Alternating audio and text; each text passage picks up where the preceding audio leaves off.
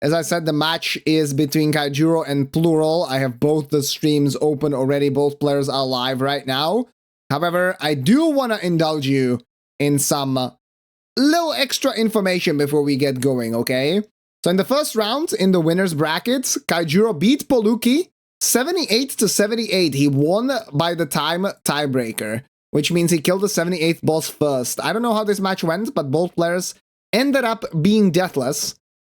On the other hand, Pluryl faced off against Azaz, seed number 4, and both players ended up dying, I believe. Okay, Pluryl died once, Azaz died twice in that matchup. 79 from Pluryl is a nice score despite a death, so clearly the potential for a high clear is there. Same with Kayjuro. But at the same time, when we look at the statistics of the qualifying phase, which, you know, especially when you look at the early seeds, those have been a while ago. Like, it's over a month ago, I believe, that these have happened. But you can see, like, incredible consistency from Kayjuro, except for seed 4. Like, seeds 1 through 6 were really, really good. And then seed 7 was, like, an incredibly fast seed, right? And he managed to deliver there. While Pluryl, he struggled a little bit kind of throughout. He has a decent seed 2 with some death. Seed 3 was good. Bad seed 4. Good seed 5, higher than Kayjuro, actually, by 1 point. Good seed 6, tied Kayjuro. On the seed 7, that was super fast. He only got a 55, and then a 70 on seed 8, where Kayjuro also died.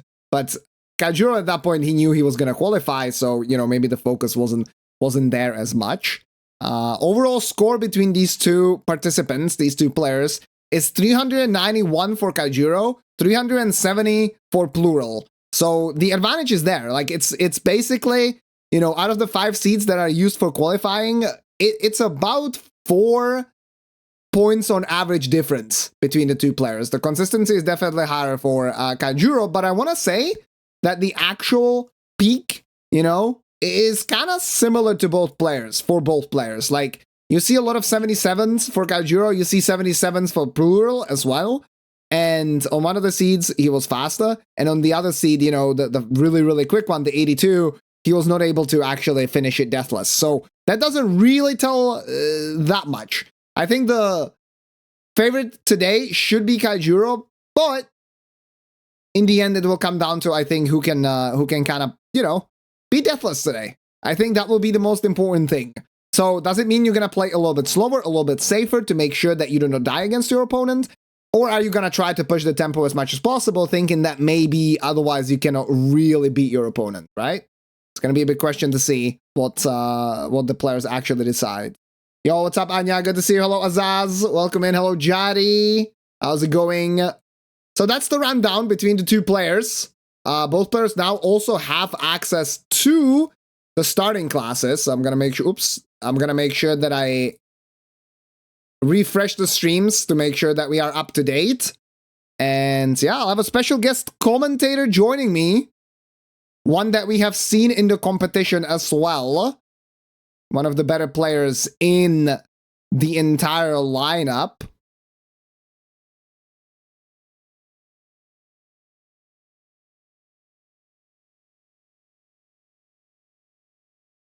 I missed the start of this league. Are the comparatively higher scores exclusively due to dropping of use what you get, or are there other changes on top? It's a very different format, yeah. Like, use what you get is not the same, obviously. And also, you have some graces, and then you're missing some others. Like, it's not really the same thing. It's just a different format, you know. So, and obviously, all of it is a 2-hour, and you always have Limgrave, right? So you have to think about it as 2-hour Limgrave seeds with like some other changes as well. But yeah, guys, I have a special guest joining me. It will be Jeff. Yo, what's up, Jeff? Can you hear me? I can hear you loud and clear. Fantastic. Thank you so much for joining me today. How are you doing? Good. I've recovered from whatever happened in my seats. I honestly blanked that from my memory, so I'm good now. Looking forward to this match. I think this will be a really good one. Yeah, I'm glad to hear it. I mean, unfortunately, you're out of the tournament, but hey, you put up a really great fight, qualified at a higher seed, and the upper bracket match against Aaron, where you were the underdog, was insanely close, so I think you can be really proud. Yeah, That was definitely the better match. The other one just didn't happen. All right, so you were saying that both these competitors are going to give us a good match today. They're already starting. Yes. We can see as Brecht. Kayjuro on the left side, he might start with the Silverhorn Tender. I don't know if that's really the right play, because that increases your drop chance of items rather than runes. Meanwhile, Pluryl is using the Golden Rune 7 as his keepsake. They're starting with the Grafted Blade Greatsword. What do you think about this weapon from your experience? I mean, great swords are, like, the colossal swords are okay. They're a lot worse than you would think, considering how good colossal weapons are. But still, any colossal would be a good starting point. And you're still looking to power stance them at some point, right? If you can. And in fairness, this weapon does have a better endure on it. So I'm curious if any of them will actually use that Ash of War to get some extra hits in. Yeah, we will have to see about that. Who do I have to ask you the difficult question immediately? Who do you think is going to take it today? Honestly, this one is super hard to call, because I think Pluryl is also a little bit underrated by his qualifier performance. He had some really unfortunate deaths that he really couldn't do much about. But Kayjuro is super consistent from what I've seen. So I would give the slight edge if this is a good seed to Pluryl. I think his peak is tiny bit higher. But if this is a tough seed, I think it's very, very open. Yeah, I think that's a fairly accurate assessment. I was saying before he hopped on call that Pluryl had the higher clear than Kayjuro as a peak, except for the seed 7, which was the fastest seed that we have seen in the qualifiers, where Kayjuro unfortunately died a little prematurely and wasn't able to pull out the highest score. So I think you really hit the nail in the head there, where Pluryl will be the player to kind of look at for the higher peak, but he also already died in his previous match in the winner's bracket against Azaz, whereas Kayjuro actually ended up being deathless and winning with a tiebreaker against Poleuki. So I think it will be very important to see if either player dies today. And obviously, if one player dies, the match isn't over. It means that the score gets locked at the time of death. And if the other player dies, the score is unlocked. So both players will keep on playing as if no deaths occurred. Of course, the competitors, they do not know what the other one is up to. They do not know their status in terms of score or deaths or anything like that. So you just gotta keep on pushing. And I think that, yeah, a death will be a really, really important kind of pivotal point potentially in this matchup, because it could also make you, push a little harder. And then potentially, if your opponent dies as well, maybe because you pushed so hard, you will get a little bit of an advantage at that point. And when your score gets unlocked, you might actually win. So we got to be on the lookout. Yeah, exactly. And we've also seen a death can spiral. We've seen that, for example, in Who's game versus Rambler, where he died once and then immediately died another time, doing a mistake that he wouldn't normally make. I think both of these players won't do that, especially Pluryl, from what I've seen, recovers really quickly after he messes up. And Kayjuro is just, in general, really consistent. So I think that won't really happen here, but it's still something to look out for, because I feel like there's been more people having 2 deaths than 1. Like, it's very common to get a second death after the first one. Yeah, it does happen quite often. For Kayjuro, it would be a very new experience, right? He didn't die that many times in the qualifying seeds, I think only twice. And once it was on seed number 8, where he already knew he had qualified. Like, he could have just, chilled and just played, practice, like, there was no pressure on him. And then he didn't die in the first round. So if he dies today, it will be the first time that he really dies in a high-pressure situation. So I think we will see if he does indeed handle it mentally really, really well. And for Pluryl, yeah, I mean, he's fairly new to Elden Ring competitive stuff, actually. He hasn't played any of the other Souls games. I was talking to him recently, and he was asking me, like, how he should go about trying to play the other Souls games, simply because he didn't really like something like DS1 too much. So he's lacking a little bit of that longevity experience. But in that limited time, he's always been able to already been able to, like, get some experience in the competitive format through Bingo or through Randocalypse. And alright, we are underway. We have 2 special graces that the players are getting in 2 zones, as you can see in the top right corner of your screen. It's going to be Insel River and Nokron. Jeff, talk us through those 2 graces. Are these good or not really? Well, Einzel River is about as good as the Grace you get after beating Bed of Chaos, where you can go nowhere because there's nothing there. The only thing you can maybe get to is the Drunken Soldier. There's a really risky skip for it. I don't think anyone will ever do that in a match where death is basically the end. Nocron, on the other hand, is really interesting. You can actually access altars from there, and it's really not that bad because you get the Grace right before Mimic Tier. You do Mimic Tier, Valiant Gargoyles, and then in Deep Root Depths you can even do Siluria, which is a really quick check, actually. And then from Fierce Champs you can get into Capital, which is a better Capital starting point than even Leyndal. So I think Nocron is... all the checks are basically efficient on the way, and you get all those access. It's a very good Grace. But yeah, Einzel is completely irrelevant. Okay. So we have, 50% participation here with the Graces, basically. One irrelevant, one actually very good. If you got Dectus through your normal checks, would it still be faster to run through Dectus Elevator, or would you want to go through the Nocron Teleporter? No, it would still be faster to run through Dectus, honestly, mainly because you still gotta call up the elevator in Leyndal and down, and also the DTS chain you can sometimes leave out if your pace is bad and you get to altars. This is a chain that players will often just skip and go directly from Windmill Village to Lanciax to get those quicker checks, and you can't really do that if you come from Leyndal. Yeah. So it's still better to go Dectus if possible, but the difference with this one isn't as big as people think because the checks on the way are actually really efficient. So it will be like one boss difference, I think. Okay. Dectus versus without. Okay, that's pretty awesome, because that means potentially even if one player found Dectus, like, it would be an advantage, but not as big of an advantage than it can sometimes be if one player gets Dectus and the other one is forced to go through Precipice instead. That would be, that would be a huge advantage for the player with Dectus. I think if I saw it correctly, the reason Kayjuro chose the Silver Horntender is because it was multiple and they sell for 1,000 each. So I think that was actually more money than the Rune 7. That's really clever, okay. That makes sense if there were multiple of them. So obviously, if you guys have not watched us before, each player starts with a care package, which contains 50 different items. None of them are going to be weapons. However, there will be things like seals. And so what players are trying to do in the early game is sell as much of that as possible to make as much money in the early game, because they can buy their upgrade stones all the way up to plus 24 in the roundtable hold. Now, the way the upgrades work is that there's an auto upgrade enabled, including dropping, which means that if you upgrade one weapon that you have, usually they will try to upgrade a seal because it's very light and it's the cheapest to upgrade. And if you drop another weapon that you already possess and pick it up again, it will get automatically upgraded to the max level that you've achieved, which is going to be the seal. So both players are going to be trying to do that as soon as possible. Now, what you also see them doing is they're doing some early map progression, which usually doesn't really cost them that much time, because they have to run through here eventually anyway. And you can see that they found Smithing Stone 6s right there at the Raya Lucaria Academy, which means they don't have to buy those stones and they're going to save a little bit of money. Yeah, Kayjuro also found Drang Hunter's Great Katana, which can be better in certain positions, although generally I would still prefer the Grafter Blade Greatsword.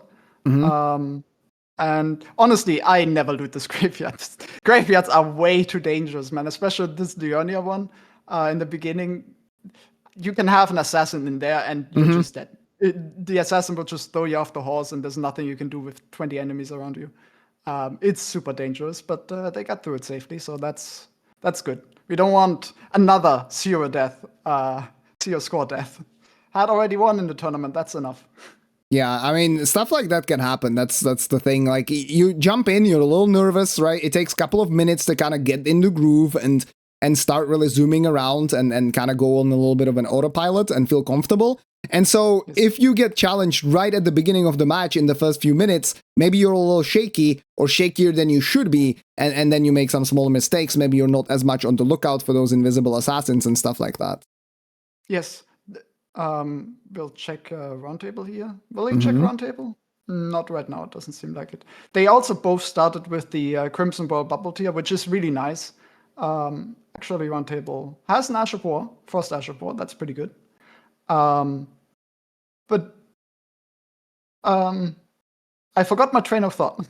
Yeah, that's all good. Ashes of War are really nice for the players because they have all of the whetstones and they are able to change up their affinities at Graces. And a lot of the time, you're going to see players trying to use these Ashes of War to turn their weapons into heavy once they level enough strength, because then the scaling is going to be really, really good for that particular stat.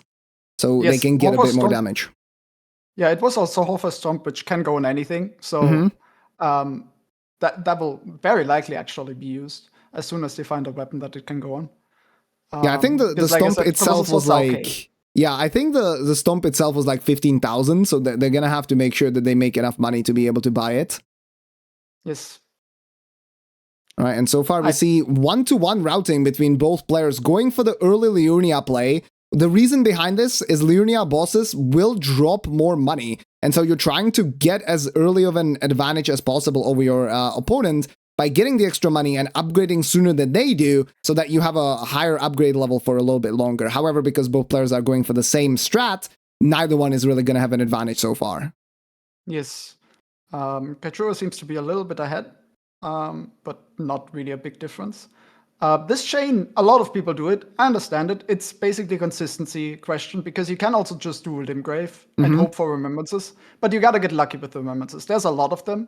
And they can only be on bosses, so you have a decent chance of getting one fairly quickly, but it can also happen that you just get none, and then you waste a lot of time running around with a plus 15 or equivalent. So this is basically a question of, do you take that risk? And both players deciding not to, which is, in fairness, the meta. Makes sense. What's interesting is that both players are going to get the Academy Glintstone key from this. So how does that, Jeff, how does that change routing here in Liurnia? Because we have seen players usually go for the Eastern Liurnia routing over the Church of Wows with Miriel. There you get an extra boss. And then they do a little jump to Bellum Highway. The alternative has always been going to Ichi with the teleporter. After Royal Revenant, you go to Bellum Highway that way. So what happens when you have the Glintstone key? Honestly, when I get the Glintstone key, I don't even think about the Barbarian Hunter unless it's a very good pace. That's another reason why I like to do this chain late, so I can make that decision. They both get it very early. So I'll be interested if they skip it, because that Barbarian Hunter, that route compared to just going from EG is around 1:10 longer. And you usually try to be like, every check should be like 1:30 maximum extra for it to be even considered. So the Barbarian Hunter route is okay. It gives you an extra boss, which on very fast seeds can be really nice. But it's not like a game changer. An Academy key definitely makes that route a lot worse, because you skip all that pathing from EG to Bellum. So I would just skip that Barbarian Hunter completely and go Bellum through Academy. And Frenzy Flame Village from there. That makes sense. Both players now engaging the Cemetery Shade. Kayjuro took the time to kill the Gravebird first. Pluryl had to do it in the middle of the fight, but both players getting through it in the end. Very nicely done. Score is now tied 2-2. Both are going to head over to the Tibia Mariner replacement. And then, I mean, yeah, then we already have to see basically the routing decisions as Jeff was talking about, right? Because here is where you have to commit. Either you continue running or you just teleport backwards. Yes. Grave Warden Duelist. It's been nice bosses to start out with, although bosses that won't give a lot of money. So I think after these 3 bosses, they might have enough if they want to just commit to getting the plus 24, but they probably won't have enough to get everything from Roundtable they want, because these players will also want the Stone Sword keys, most importantly, because those extra checks really can make a difference. And those are fairly expensive.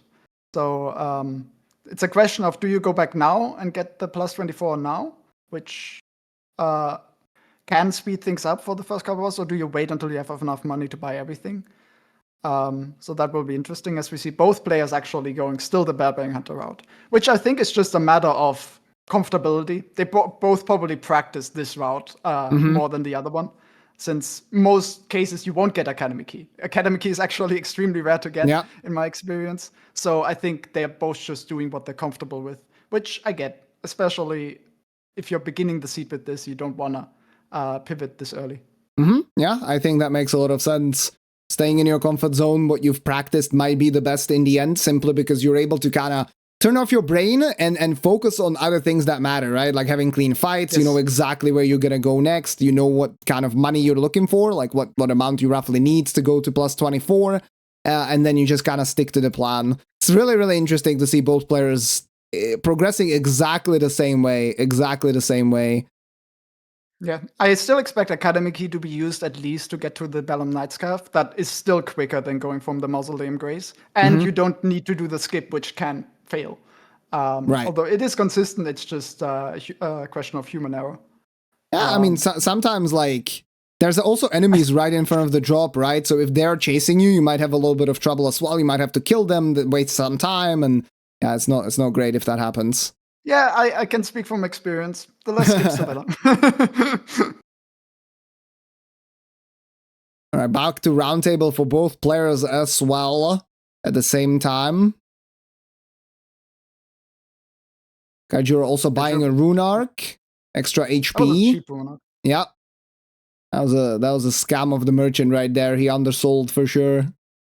Yeah, he's missing a little bit of money to buy everything. He's missing money for the Hoferstorm and for all the Stone Sword keys, so he's probably gonna go back later. He could have still bought 2 more Stone Sword keys, which honestly I might have done in his place. You might find just more and not have to go back for the last key. But he decides against it. Oh yeah, he still I needs think to he upgrade. wasn't sure about the upgrade. Yeah. I think you're right that he could have afforded at least one more. Yeah. Yep.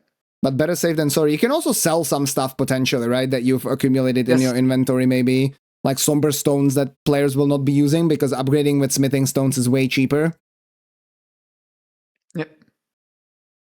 And yeah, question was asked in chat. Yeah, none of the players will go abductor to go altars. That is not the play. It's possible, but I think Deathless Randomizer League, that name should tell a story about why that's probably not the play. Yeah, both players will have access to altars through one of the extra graces that they are getting, the one in Angel River.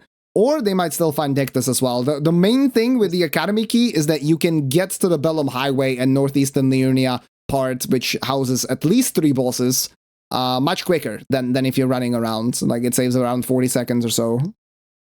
Yeah. Obviously now the Crimson World Bubble Tea also active for Thomas. I think that one's really nice, and it can actually speed things up a lot because you can just take more risks, especially in the early game when you know. Normally, the risk with that tier is it might just not activate if you take too much damage at once, since it only activates at low HP, not at no HP. But with Limgrave, the only bosses that pretty much will always activate. So you can basically just attack until it actually activates, which can lead to you just being able to play a lot more aggressive. And this is unfortunate for Pluryl. Both players killing the boss at pretty much the same time. Pluryl was actually a little bit ahead, but he remained in combat and he was not able to warp out, deciding not to Memory of Grace, which I think might be a little bit of a mistake. He decided to keep the 9.5k, and Kayjuro was lucky. He was out of combat and was able to just warp out. Yes, as we see the crouch pokes doing their work, that's what they will be using most of the time. Same with Colossal Weapons. It's a little bit worse because it just interrupts a little bit less bosses, but it's still the way to go. Just crouch attacks over and over. Yeah, Pluryl having a little bit of trouble because he completely exhausted his stamina bar, was unable to go for any other attacks there. Does get the kill in the end. And yeah, Kayjuro right now, he's selling his equipment to this merchant.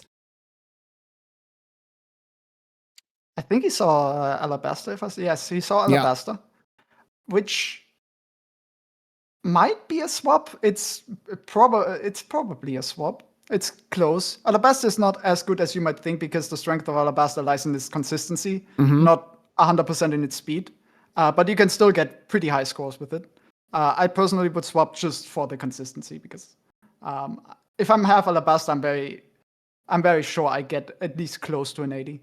Whereas Grafted Blade can go either way. Yeah, I think especially here in Limgrave, where the power is not really gonna fall off that much, right, of the Alabaster. Like, the damage is still gonna be very good. And the weapon takes, like, no stamina to use. So while your endurance isn't really the highest yet, being able to use such an efficient weapon, I think, is definitely advantageous.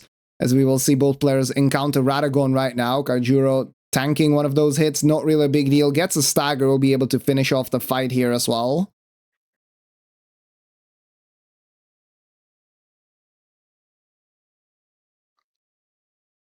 Pluryl also dodges the phase transition, finishes the fight as well. Both players having really nice execution.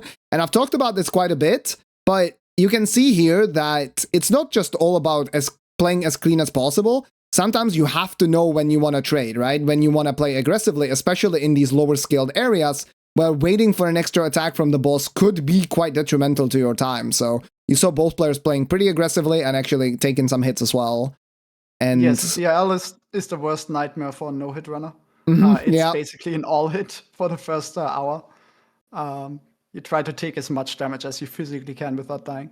Yeah, that's exactly why both players are also using that physic tier that you talked about that makes them heal when they get low. And Pluryl, on top of that, he has healing over time in his physic as well. I think both players actually with the same setup. Yeah, both do. Which right now, the time difference between the two is basically just the port out from the Chief Duo Cave. They are otherwise basically on the same pace. Yeah. Yeah, what's also interesting is that Pluryl has already been back to Roundtable in order to upgrade to plus 25, while Kayjuro, I believe he might want to try to do it alongside buying the Stone Sword keys later. So he hasn't upgraded yet. I think he did to plus 22. I think he upgraded to plus 22 because he is using a Sombo right now anyway. I see, okay. I think I saw him go back earlier. But they do have, the thing is, they do have a plus 10 stone, actually, from the from Kale, right? No, yeah. Yeah, and Kayjuro hasn't upgraded yet to plus 10, while Pluryl has upgraded to plus 10 now. Oh, that's what you mean. Okay. Yeah. Yeah. Okay, sorry, I misunderstood. No worries. And both players now proceeding towards Stormhill Shack. They will run to Bernal as well. We'll see how much looting. Usually the standard here is to check out the graveyard, right? And then go to Bernal, potentially to the merchant on the bridge, on the Saints Bridge, and then check the graveyard there by the Summon Water Village. And if you're gonna go Dragon Barrow, which I fully expect these players at some point to do, you also go to the Third Church of Marika. Now that's an important grace to get because there's also a Sacred tier. And Sacred tiers and Golden Seeds are not randomized in this format. So players start with a basic default flask. You can see their health bars are quite big already, but their flask is complete garbage. So they will be making sure to pick up at least few upgrades here and there. What's usually the flask level that you're trying to go for, Jeff, in a match? I usually try to get at least plus 3. I've been thinking about maybe skipping on plus 2, but I don't think it's worth. You just in over 2 hours, you heal a lot. So even just one less heal every now and then saves you a second heal there, which can just add up to the 15 seconds it would take to get the extra tier anyway. So I think it's not worth. Although opinions differ. I've seen Helios, for example, talk about maybe going plus 0, which I think is completely and utterly insane. But that man is insane anyway, so I'm not too surprised. And I've seen other people really prioritize it a lot and even get some of the less efficient tiers and go all the way to plus 5. It really depends. I think plus 3 is really what you want. I think after plus 3, it starts to drop off a little bit what the gain you get. That makes sense. That makes sense. Especially because in like places like Altus and stuff, right? You go for chains of bosses where you make a map progression at the same time, and the worst case scenario is if somehow you have to skip a boss on a chain that you cannot come back to easily because you run out of your heals, right? Like you have to heal too many times, and then that is not great. Especially because you likely won't get more than 6 flasks, since most other Golden Seeds you either get in Altus, which is very late, or they're just very out of the way. So you're going to be stuck on those 6 flasks. They don't really have Nash of War they're going for, but that can also be in consideration. Like sometimes you want some blue flasks as well. Right. That's not the case here. So I think they'll be fine with the 6 flasks. Okay, both players getting a Remembrance now in Limgrave as well. As Jeff pointed out, they can only be dropped from bosses. Both players now do have the Sunflower Remembrance, which will give them a lot of money extra. And Pluryl is actually a little bit in the lead now. Both players still following the same route, but Kayjuro had a little bit of trouble looting the graveyard, while Pluryl kinda just swamped through it no problem and killed the BBK first, and Kayjuro also accidentally got a riposte on the Magma Worm, which is usually not what you want to do, simply because the recovery is extremely long. The boss will have very long iframes. And yes, question chat. Yes, macro rooms do take extra damage from Dragon Hunters. They do count as dragons, unlike Placiduous Axe for some reason. Yeah. But both players not deciding to do it. It probably would have been faster, but maybe they're just not confident in their quick menuing. And honestly, I've lost time going for the more optimal weapon just because my menuing took a while. So it's sometimes just a consideration. This guy will die in 5 hits anyway. I'm not gonna take that risk to mess up my menuing. Yeah, the thing is also when you're running on torrents, sometimes there are these places where you just kind of drop for like a split second. And in those moments, you cannot actually swap your weapon around, and it also interrupts your sprint. So that's like the worst case scenario where you get stuck in the menu, you don't realize your sprint is interrupted, and then you're just wasting a little bit of time. Yes. Kayjuro going for the duelist chain, which I think another reason for him to do it now, because he hasn't bought anything, everything in Roundtable, and this chain leads into patches. And patches also has a guaranteed Stone Sword key. So he's probably doing this first so he can get that Stone Sword key when he goes back to Roundtable. Right, and see if there's also anything useful, right, at the same time. Yes. Because the rest of the patches bell bearing will be randomized. So there could be something useful there. I assume that, for example, if they found another greatsword, we could probably see them swapping to that Alabaster and another greatsword power stance. But right now, both players sticking to their starting weapons, the Grafted Blade greatsword. It's been working pretty well so far. Yeah, greatswords are very power stanceable. They're not as good as great hammers or great axes, but everything else they can basically compete with. So why is that? Why are the greatswords actually not as good as the other weapon types? It's just stagger damage. Okay. Most of all, great hammers and great axes, especially great hammers, just do so much stagger damage that you can just bully bosses into non-existence. And great axes just is some of the best weapons in the game. Like so many great axes are just fantastic weapons that deal insane amounts of damage. Great Omen Killer Cleaver is the obvious example. That they can close to compete with great hammers. Colossals are also just as good, but Colossals have the problem of you need to get them online. They need a lot of stamina, you need a lot of endurance, a lot of equip load. Right. So that makes sense. Interesting. We see now that Pluryl has finished going to Third Church of Marika. He headed back in the same exact direction that Kayjuro had gone, but he does not actually go for the catacombs with the duelist yet. Instead, he's going to head over to patches first to make sure that he maximizes his potential for having a good build, right? Like, what if you run there and somehow it's something that you need something slightly better for?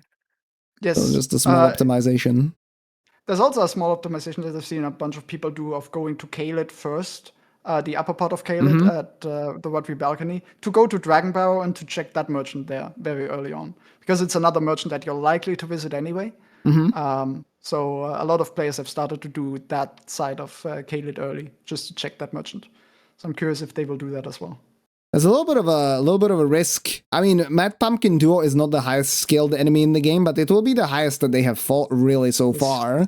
And so if that is something that you would have to Memory of Grace out of, that could be a disaster, really. So it's a little bit of a small risk, but, you know, the benefits will probably outweigh the potential negatives. Yeah, especially if you're like, this is not the best seed, but also not the worst. Like on a worst seed, I might also skip it just because it's not the best check. It's a Dragon Barrow check, and you can just skip that grace entirely if you're on a really bad, if you're on a bad seed. Right. Whereas on a great seed, you're gonna do it anyway, so you might as well check. So there's some cases where I might not do it, but the logic is absolutely there. And especially in a direct head-to-head, you don't want to miss out on Death's Poker being there. Yeah, right. Or something like that. That makes sense. Yeah, that's also like another thing that you can sort of try to mental game a little bit, right? Like if you're playing just the qualifying seeds, it's like, okay, if I don't find the same weapon that other people found, like I might score slightly lower, but I can probably still have like a top 10 score despite that. Meanwhile, if you're playing in a 1v1, well, if your opponent scores higher and doesn't die, then you've just straight up lost. So you might play a little bit differently in such a format. Yes. They also found another Ash of War that is usable on Great Hammers. So if they find 2 Great Hammers to power stance, they will now have 2 Ashes of War to put on them, which is basically all you want. We see also Plural buying the fan daggers. I love that. Yeah, both players getting those, I'm pretty sure. I mean, they're super helpful for keeping up poise during fights. If a boss is deciding to stall and you've already built up a lot of poise damage, you want to make sure that you proc that eventually, right? And the way to keep it up, to just throw some daggers their way. So I think it does make sense. What's interesting is that... Yeah, please go ahead. And also, you just save some time on the illusory balls in the dungeons. Just being able to destroy them from afar actually probably saves around like 10 to 15 seconds across the run, since there's a bunch of them. Yeah. I mean, Sage's Cave alone has like 3 of them already, right? Or 4, so... Yes. Yeah, good advantage there for sure. I was gonna say, as both players are now fighting Misbegotten Crusader, and the score is gonna be briefly tied 11-11 before Kayjuro retakes the lead again. This is because he has done that Duelist Catacomb that Plural has not. Kayjuro, that is, he also bought 3 Crystal Darts, and you need usually at least 4 to trigger the effect on the Watchdogs, so he's missing 1 right now. Hopefully he'll be able to pick it up somewhere along the way. Yes, and I think both players are doing exactly the Dragon Barrel route to get to the Merchant first. Which also makes sense, like especially here, because they have a Colossal Sword, they have a Great Sword, both of which are power stanceable, if they can find a second one. Yeah. So that's really what they're looking for. Yeah, I mean, and they've been able to, like, especially Kayjuro, I mean, his health bar is kind of crazy. Meanwhile, Plural has not leveled it as much yet, but, like, both players have a fairly decent setup already, right? Even though they have mostly, like, defensive physic and stuff. There's not that many things that they will encounter that they would have the Memory of Grace out of, including the invisible Black Knife Assassin, because they actually found the Sentry's Torch at one of the merchants as well. Yeah, good call. Yeah, no, there's very few things. One of the few might be Romina. Romina is something where Thomas would mock, as some people would say. Romina is always dangerous in these small arenas, since her butterflies are not scaled down. But everything else they should be able to do. Sunflower might be a skip, but honestly, even that I wouldn't. So we'll see now. And it's Sanguine Noble, the most dangerous boss in the game. I mean, true, we have seen that. Yeah, you know a thing or two about that one. Okay. Well, I think they're both making short work of it, though. Yeah, that's just luck. That's just luck. It's just luck. They're showing why they're around further than me. I mean, that's fair. That's fair. To be honest, you had him in the DLC, which is a little, he packs a little bit of a different punch when you encounter him there, so... All right, both players heading over to the Merchant now. They will pick up the Graces on the way, or rather this one Dragon Barrel West Grace. This allows them to go for Hughes and the Abundant Cave Chain a little bit later on as well. And I'm curious if they're gonna check the boss right now to potentially get some Dragon Barrel runes a little bit early, or if they're just gonna leave it for later. I would expect to check, and then if it's something easy, they'll go for it, and if it's something difficult, they'll just come back, because the Grace is right there. I expect the same. It's a 5-second check, and you can reset it immediately and come back later. Yeah, in terms of talismans, players also have the Claw Talisman. They also have the Ritual Sword, actually, so full HP, they have a little bit of extra damage. As we said, a lot of the time, and they found the Golden Order Greatsword. Which... I mean, you're not happy about the weapon itself, but... it's a power stance, right? So... yeah. I'm not sure if it's worth it, but just using Alabaster. If it was different, if the other Greatsword was a different one than Alabaster, for sure, but I'm not actually 100% power stancing is better here. I'm not exactly certain that Plural bought the Alabaster yet. He might not have it in his inventory. Either way, he decides to go with the Colossal, which I think he does. Okay, that's good to know. Yeah, he decides to stick with the Colossal because he can micro-stagger the boss with this one, right? So that's actually a big advantage. Yes. I'm also just seeing now, though, that both players have actually Claw Talisman. I missed that. So they will probably stop Power Stance even with Golden Order. Okay, nice damage there from the Alabaster Charge R2s. Kayjuro actually gets the fight in a little bit before Plural. What must be said, and this is, I wouldn't normally point this out because the players usually diverge a little bit more in their routing, but because these guys are so head-to-head right now, Pluryl is actually has a little bit of extra time, about 10 extra seconds or so, based on his load times, because we are running by in-game time here, so that means all the load times are cut out for the most fairness in the competition. And so Pluryl is, yeah, about 10 seconds behind, as in he has 10 extra seconds to go. Yes. Now we do actually see the diversion, though, because Kayjuro is going towards Dragon Barrow, towards Third Church to take the teleporter, which I'm surprised neither of them have done earlier, because there is that graveyard on the way, which could have had some good stuff. But he's now going there, while Pluryl is finishing out the Dragon Barrow, the Western Dragon Barrow side, which might just be a thing of, I'm going to do it now before I forget about it, since I've already done part of it. Which is fair. I've seen it with plenty of people where you think you would never forget it after doing so many seats, but with like 80 bosses, it's easy for one to just slip your mind. Exactly. It's a long match, and a lot of it is, I don't want to say mind-numbing, but so many of the bosses are kind of a pushover. Yes. Then again, who's not a pushover is this Knight of Solitary Jail who Pluryl has encountered. And Kayjuro is actually gonna go to really early Dragon Barrow, 28 minutes into the matchup. This could be scary. I mean, it's pretty much the highest scaling that both players are going to encounter throughout the entire match. Yep. Nice jump attacks there. And the first boss... You're not doing an NPC here. You're not doing a DLC NPC here. That was Dancer, I think, right? These guys don't drop any wounds either. That's interesting. Yeah, so the big rationale for going Dragon Barrow early is so that you potentially can kill some bosses that will not be the hardest to kill, right? It's not going to be the riskiest. Yes. And they may drop a lot of runes so that you can pump your endurance if you're going to be power stancing. You can pump your strength and have a little bit of a damage advantage over your opponent. The thing is, though, the first boss, as Jeff said, doesn't drop really that many runes, so it's an instant skip. Yes. If you don't know, the rune amount is based on the scaling the boss had originally, the runes the boss had originally, and the scaling the boss has now. So, for example, Margit is a boss that has scaling 3, I think, and gives 12,000 runes.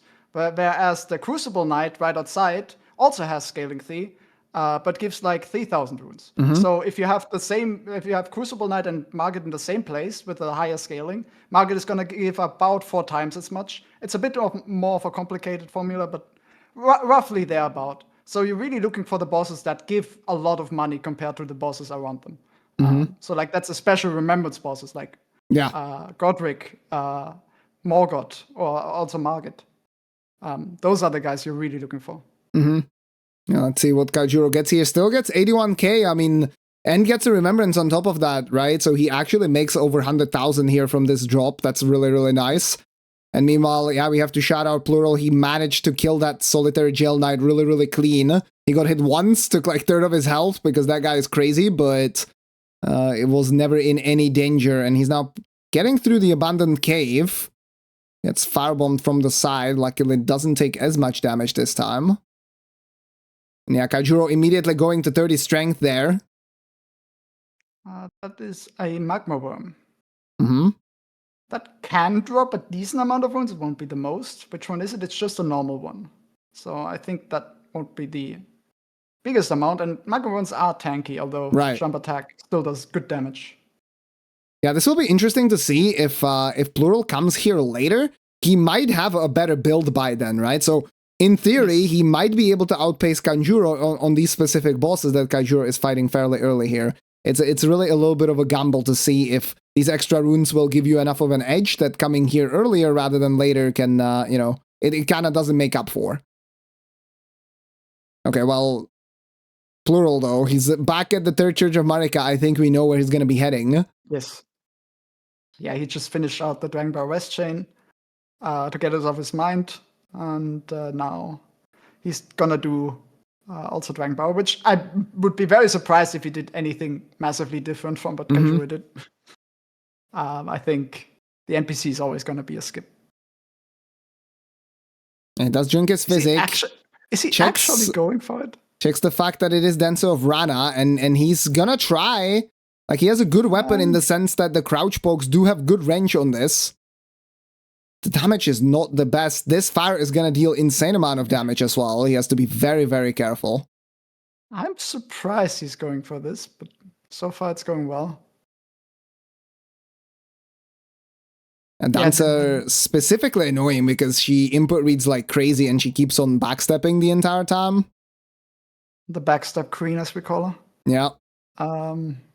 Yeah, and again, she won't give many runes because the early DLC bosses, and this is one of them, they have a higher scaling than the end game base game bosses like Elden Beast, but give way less runes. So they're just not gonna give all that much here in Dragon Barrow. Right, so far he's really keeping it clean. You can see that he's locked in. Make sure to check his stamina to not run out. You don't want to get in a situation where you attack and then you cannot roll her combo. 2 more flasks, 1 more flask remaining. This is going to be a nail biter, but let's see, 2 more pokes. And he does get the kill. Nice, nicely done. Great weapon selection as well there from Pluryl. And on the left side now, Kayjuro, he's actually fighting a watchdog with the Miranda flower. Would have been nice to have the 4th crystal dart here. Yeah, this is not a great Dragon Ball. You won't get that many runes from this. And we also saw Pluryl got like 60k runes from that dancer, which for Dragon Barrow is not what you want. Right. When you have bosses that can give a couple 100,000. Yeah, this will be interesting to see if Kayjuro decides to come back here later or not. Because he could always go through the teleporter one more time to access the boss fairly quickly. So we will see. Yes. Let's get the kill on the dual fight as well, as he keeps on running forwards. Yeah, good on Kayjuro as well, because I heard him say he's just going to check, and if it's something bad, he's going to skip before he went Dragon Barrow, and he stuck to that, which I think it's always tempting in official matches if you're a bit nervous to deviate from that and say, I have to do it. I've seen that with other people as well. But he stuck to his plan, which is always a good sign. Oh, interesting strat there against this Knight's Cavalry. This is the one with the glaive that you can parry. He does have the buckler, does Pluryl, so he's trying to knock the Knight's Cavalry off the horse with the buckler parry. So far, no success, though.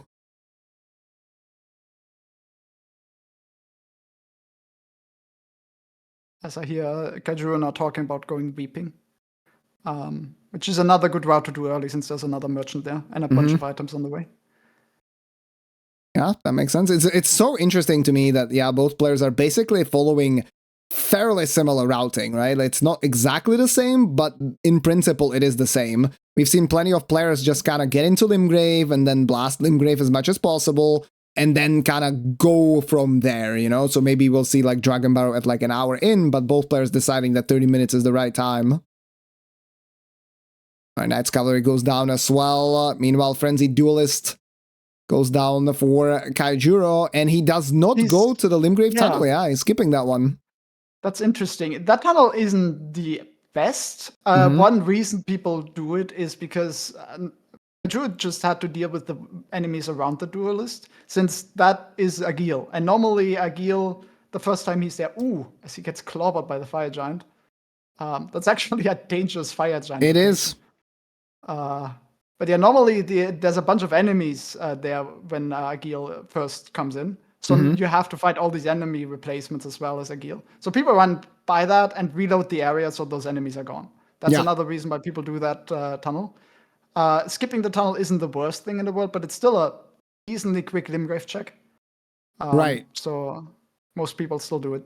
Yeah, I think the idea here is also like, I don't need Dectus as much, right? Like, my opponent might do the Limgrave tunnel, but if they get a Dectus half that I do not find, well, then it's not going to make as big of a difference, essentially. And they still need to find the full Dectus as well, so it doesn't even, it might not even matter, yeah.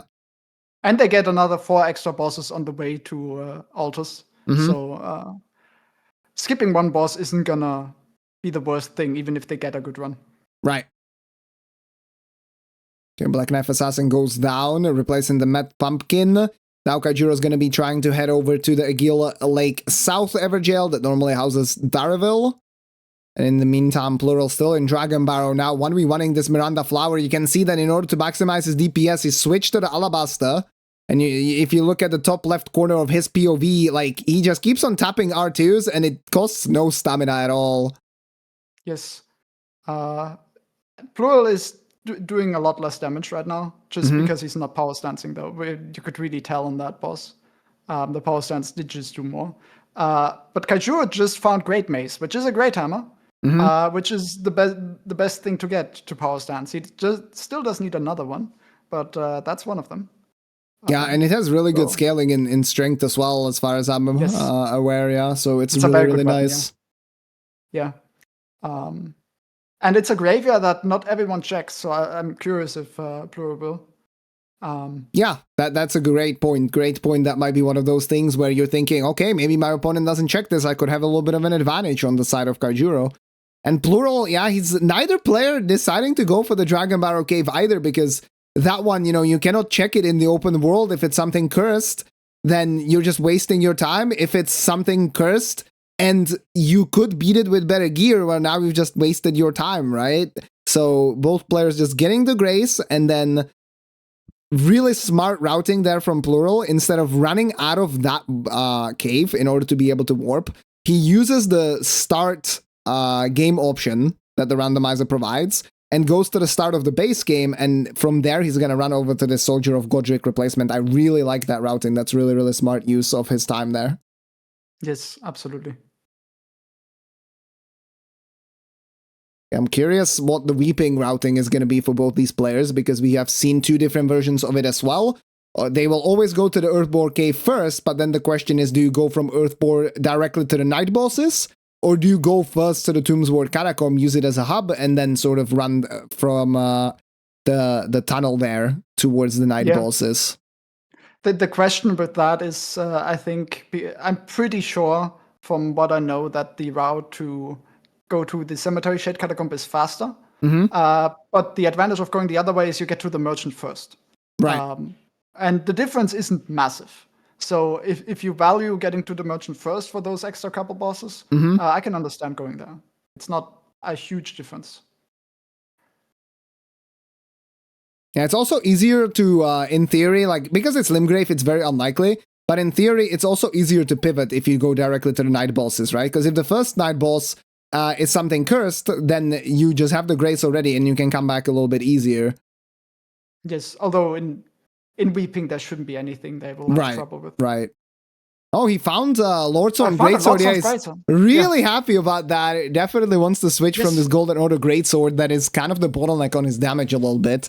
Also, both these weapons that Kayjuro is using, they're both somber, so he cannot put Ashes of War on them to improve their scaling, right? And the Lordsworn is a smithing weapon, so he will be able to do that. His switch is instantly. Absolutely, you definitely switch. They have a plethora of Ashes of War. They have like 5 or 6 they can put on them. They can make their pick. So this is 100% a choice, especially considering Kayjuro already went Dragonborn, already has like 40 strength. And the Big Mouth Imp, less dangerous than it seems, because it's Weeping, but does scare you a little bit. Well, especially when it jumps out of the shadows like that. I do like the strat of looting those items on the way, though, because he just found the Great Mace in an extra graveyard. He just needs one more Great Hammer. And literally yesterday in the match between Ovarda and Engsmaster, we saw Ovarda find a Great Mace, actually, in exactly that location, and that gave him a huge advantage in the matchup because he was able to power stance compared to Engsmaster, who had to run with just one Great Hammer instead. So I do like the idea there behind it. Didn't find anything useful, though.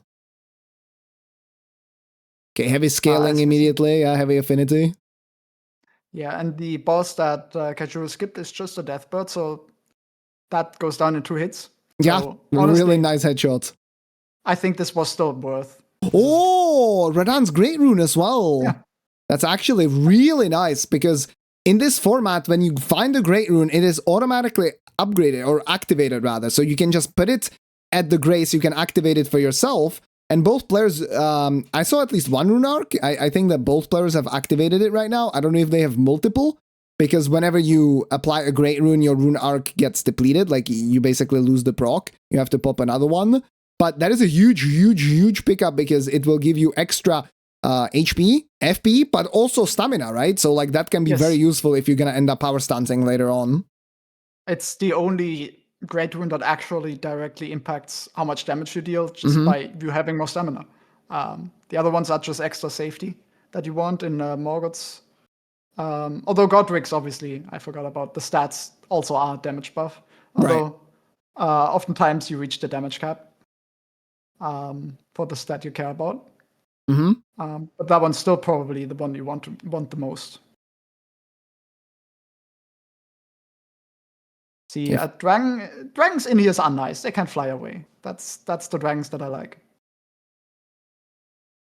And Fire Giant's taking a little bit longer for Pluryl as well, because as has been pointed out a few times, he is missing out on some of the damage. Almost falls off there. Really nice hits.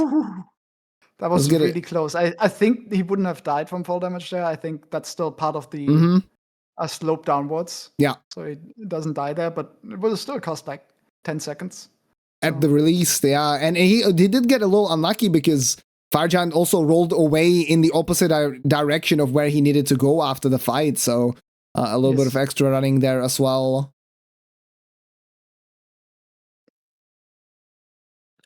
Oh, nice strafe from Kayjuro. He's surprised, I think, himself. Strafes the attack there on the Deathrite Bird, punishes with a jump power stance attack to the head. Really nice kill. Oh, it's the invisible Black Knife Assassin. Kayjuro did do this one, I'm pretty sure. Yeah, he did. And I think that, I mean, Kayjuro, I definitely saw him pick up the Sentry's Torch.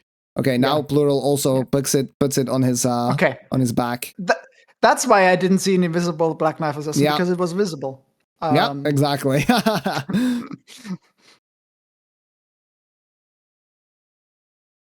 And he also goes to the graveyard, which is he gonna loot it? Looks like it. I hope. I always think the matches are more interesting if both players have access to the same weapons. No, it doesn't come down to one person just finding Death's Poker somewhere. Yeah. And he finds a rune arc as well. So if he didn't have one, he has one now, right? For the Radan's Great Rune. That's really, really nice. Okay, what do we have here in the tunnel? Demi-Human Chief and Beastman of Farm Azula, duo fight. Yeah, I mean, they stood no chance. The power stance build wrecked them completely. Yeah, no chance. These Limgrave bosses. Honestly, the one thing you're scared about finding in Limgrave is Mimic Tier. Everything else will not really be a death unless you're. I mean, you can always mess up, of course, but you're not really scared of anything. Anything else. Oh yeah, and we see Pluryl with this avatar here. Avatars in this Everjail specifically are super annoying because for some reason where they spawn, they think they're trapped and oftentimes just keep repeating their Golden Land ranged attack. So you gotta play some aggressive somewhat to make them stop doing that, but Pluryl gets it. Yeah, only one there. It was nice. No chain of AoEs there. Yes. Nicely played. Kayjuro now, he's picking up that extra Sacred Tier on the way to these Night Bosses as well. So he'll be at +3 now. And what does he find next? The score right now is 25-24. Ooh, that's Ons. Okay. Yeah, that's Onzy. That is maybe one of the few exceptions, although still, like, it'll be a hard time to die to him, even. Yeah, I mean... Even for Ons. It's Limgrave. Yeah, Kayjuro, he also knew the tech to jump attack over the teleport. That is, I think, the thing that trips up people the most, where he kind of teleports around and then they try to roll the attack and he roll catches them and then, you know, combos them and then the frost proc, and it can be really, really scary. We've seen it in the competition in the playoffs already. Oh my god, the Omen Killer almost one shot there. That's ridiculous. Yep. I mean... Power Stat. Oh, Starfist as well. Now they have a great strike option as well for some of the undead bosses. I'm thinking they probably will put Sacred on that. And just have that as a secondary, and that will absolutely. They have enough Ashes of War. They have Kick. They should be able to put Sacred on that, and then that will absolutely melt Ghostbrim Dragons and the like. He put in heavy for now, but he also, the thing is, he found a large club, right? So he has double Great Hammers now. We'll see if he will swap. Yeah, that was at the same merchant right there. Loaded merchant, actually. Actually, fantastic merchant, yeah. That's even better. My eyes are always drawn to Starfist. So I mean, I can't blame you. I feel like that's the most versatile weapon that, you know, almost everyone is familiar with by now. So I totally understand. I do think Staff is one of the few weapons that can compete with the Power Stance build. Although when you have Claw Talisman, no chance. Claw Depends Talisman on the build, just- yeah. Like if you have like Charge Attack, for example, Physic or Axe Talisman, yeah, I can definitely see that. I've gotten similar top scores with Staff as compared to Power Stance builds, but it really depends on what else you have.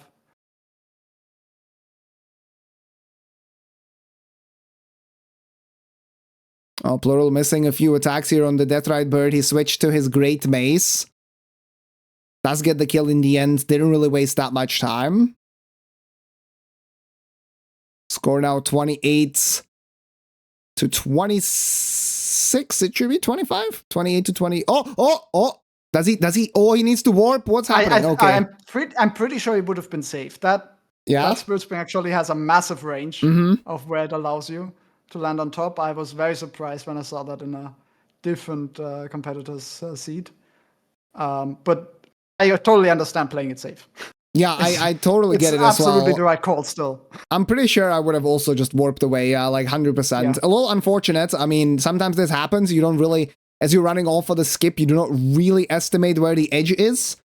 And you run off first, and as you're trying to jump, you instead get a single jump after running off. So a little bit of time lost there for Pluryl, but no death, luckily. He wasn't exactly sure. Like, he also waited a little bit before he warped, so for him, he also wasn't certain of the outcome there.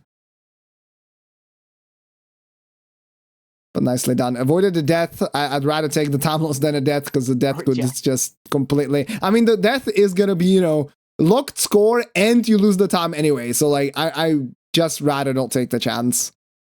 Absolutely, yeah. Yeah, we have people in chat also saying you're safe, but again... having died to skips myself, it's just that's the most tilting thing. Like dying to a boss can happen, but dying to a skip that you've done a million times and you've never died to, it's just the most tilting way to lose a match.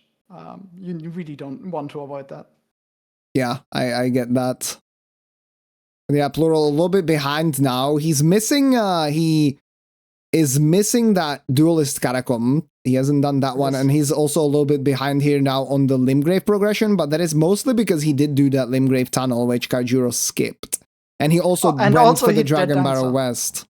Yes, and he also did Dancer. Right, which lost a lot of time. Yeah, that like he has the extra point, obviously, but he is a little bit behind now on this route that both players are basically sharing. That extra boss might matter because this seems like a very good seed so far. So if the players actually start running out of bosses, then that will have been a good choice to do Dancer then and there. Although Kayjuro will most likely come back, and that means he had to take the trip twice instead of being able to do it just once. Yeah. It's only worth skipping if you're not doing it in the end, because the damage difference still isn't that big once you come back. Yeah, especially on something like an NPC that you cannot just like attack repeatedly. Like you still have to kind of pick your chances, yeah. You see Pluryl also actually skipping that Sacred Tier, which I think he's already at +2. I get it. +2/+3 is where you're starting to feel comfortable. And okay, on Z. Okay, there's the Frostbite proc. That was the teleport. No AoE. He's now using the power of the poise power of his Colossal. Unfortunately, gets the AoE to deal with. Luckily, does not get clipped by it. He needs one more hit. Onzi parries him. Double jump as well, and a grab. Pluryl has to roll it. And there's another teleport. He does go for the jump attack. Gets the kill in the end, but obviously we can be certain that that lost a little bit of time over Kayjuro's fight. Yes, definitely a lot slower fight, as we have Meteor here getting absolutely clobbered. Of the highest scale bosses in the game. No chance on Limgrave. So what's interesting to me is that he went to the Death Touch Catacombs right now because he had like 60 or 70,000 runes, and I'm pretty sure that he just Memory of Graced out, so he didn't actually use them to level. Because he was at exactly 0 when he was entering the fight, and it's a little bit faster to actually Memory of Grace out of there. Pluryl buying even more fan daggers. Yeah, he bought all the 3 stacks. the 20 from patches Barbarian weren't enough. Kayjuro But getting he also now bullied. has, both players now have the Great Hammer. Mm-hmm. Yeah, we're switching to it now, so we won't see any big differences due to weapon choice, which is nice. Yeah, we're 50 minutes into the match. We have seen divergence in weapons already. We were talking about how Pluryl's damage is a little bit lower, but the only time that really came into play was in Dragon Marrow, right? Like in Limgrave, the bosses die in 1 or 2 hits, and sometimes having more damage does not even save you a hit. So yeah, it doesn't play as big of a role. That's why early Dragon Ball is still like debatable, because in the end, in Limgrave, you won't really save any time with the extra stats. It really won't make a difference. It's only after that. That's why a lot of, especially the French players, still don't like going early Dragon Ball, which I really can understand. Oh, nice kill there. Skips the phase transition for Gaius. Very interesting that he's an Earthborn now, like this a little bit later, right? He ran backwards to it, I believe. Or maybe he took the Grace. I think he probably just took the Grace. He took the Grace and continued. Mm-hmm. Which again might be a thing of checking the merchant first before doing a boss. Yeah. Which turned out well. He got exactly what he wanted, pretty much. Okay, Kayjuro now back to Kaled here at Rotyu Balcony. He kills the Putrid Avatar replacement and does go immediately for the minor Erdtree Catacombs as well. This one's one of the less optimal checks. Like, this one takes a little bit longer, but at the same time, he's already skipped some bosses, right? So he knows that he needs to make up for it a little bit, so decides to just go for it instead. It's another edge case check, but in the end, it's also a question. If you leave out all the edge cases, you're gonna miss a lot of bosses. So sometimes it's just do them. It's a Caleb boss. Like, the chances are also in Altus, if you encounter the same boss, that takes longer. Even if the path is a bit shorter. So, and there's also the chance of Dectus. Like, if you leave out all these edge case bosses, you could just miss out on Dectus, which could cost a lot of time. So I think you should still do most of them, even though time-wise they may be debatable.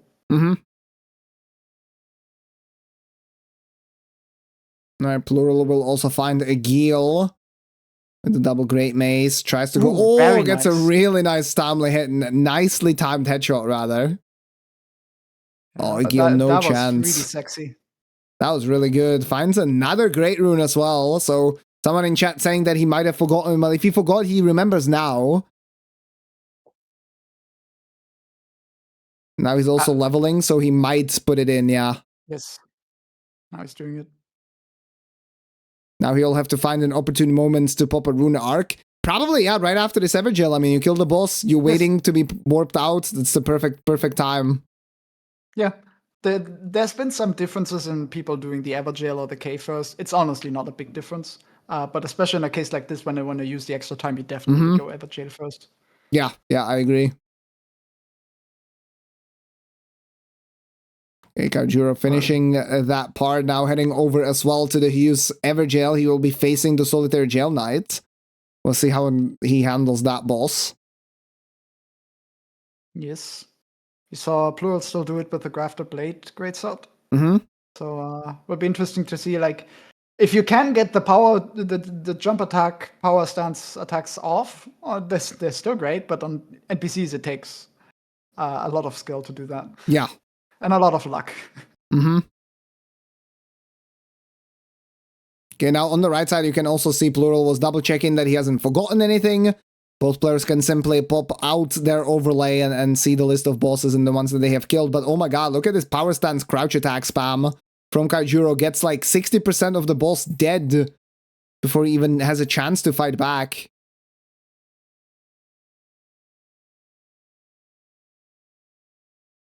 Oh man, this is broken.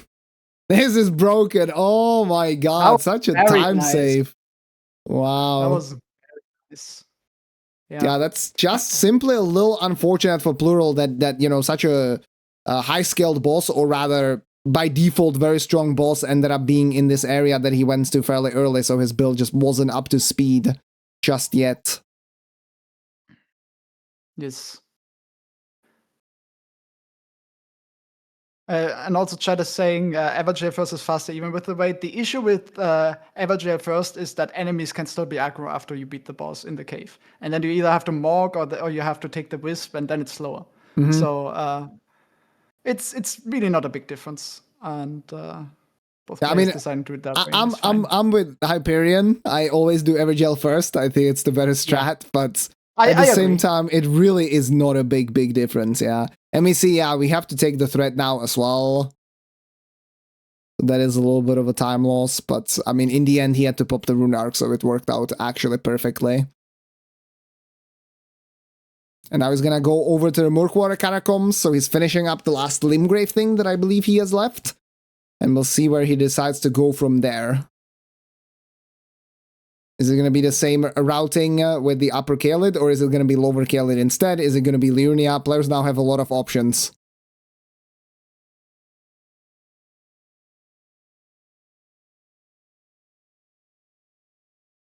Okay, Falling Star Beast. Nice opening jump attack. Almost rolls the dash. Oh, attacks just a little bit too soon. He's trying to interrupt it if possible, but no such luck there. However, now he will get a juicy headshot as well. Good roll and a stagger, and that's the kill right there. That was so much faster. It's just power stance builds are really strong. You will really struggle to compete with almost anything else. Mm-hmm. Now Kayjuro going for the rest of Kaled. He really seems to do it systematically now that he's done like his checks and got his build online. He finished out the rest of the checks he left behind in Limgrave, and now he's doing all of Kaled, which that part of Dragon Power is basically Kaled. Mm-hmm. So I think he's really just trying to do it systematically so he doesn't forget any boss. Right. Yeah, I think it makes sense. We've seen plenty of players lose time actually on the skip. Mm-hmm. Yeah. Especially when there's annoying enemies around. Yeah, exactly. It always depends on that, and you can't really see them immediately because you're in the shack for a little bit, right? And there might be an enemy above you that snipes you as well. So we'll see if he does have some luck with that, and if he goes for the skip. Yeah, now Death Touch Catacombs for Pluryl as well. I mean, very, very similar still. Some divergence between in terms of individual checks, but otherwise, like, the routing style has been super similar between the two players. Yes, they're basically both going for the meta style that most of the top players are going for. Oh, nice skip. Nice skip from Kayjuro. Yeah. Gets it first try. Very well done.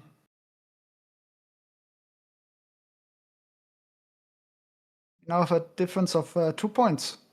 Yeah, we are at 36 to 34. Really not that much, especially when you consider, again, Kayjuro hasn't done Dancer. Mm-hmm. Which might still be important if the seed continues at this pace. Right.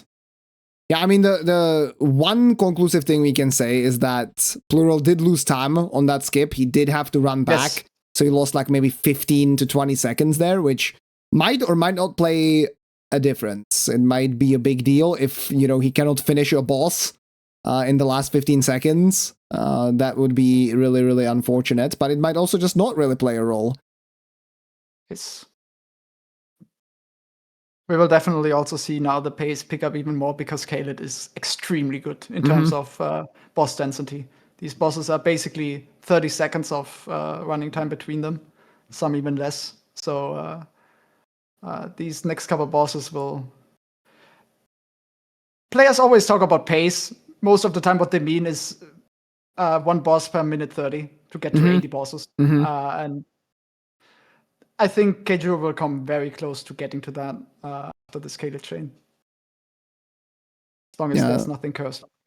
Yeah, that makes sense. And we see a little bit of divergence now. Pluryl actually not going for the Kaled stuff, and instead he's gonna head over to Liurnia, starting with the Stillwater Cave, the first one here by the Undead Merchant.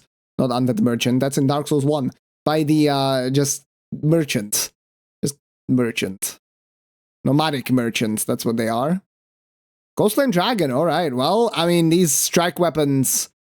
There's really no reason to be switching right now. I mean, if you had something with Sacred Order or Sacred Blade, you would probably want to switch to it, but because it gives a massive damage increase to undead enemies, so Ghostland Dragons and Deathbirds as well, but yeah, no reason for it here. The strike damage is enough. Yes, and as usual, we won't even know if it's the Summoner one, because These even these guys died just too quickly in this. Yep. Well, we see a Mad Pumpkinhead, pretty much the same difficulty as everything is with these weapons. And honestly, like doing jump attacks and trying to avoid the helmet is actually not as easy. And that's why Pluryl, he's also trying to swap to the R1, but okay, never mind. He does finish with the power stance, but he did hit the helmet a few times. As Beast Clergyman now on the left side for Kayjuro. Oh, he gets a stagger already, okay. No chance for the boss.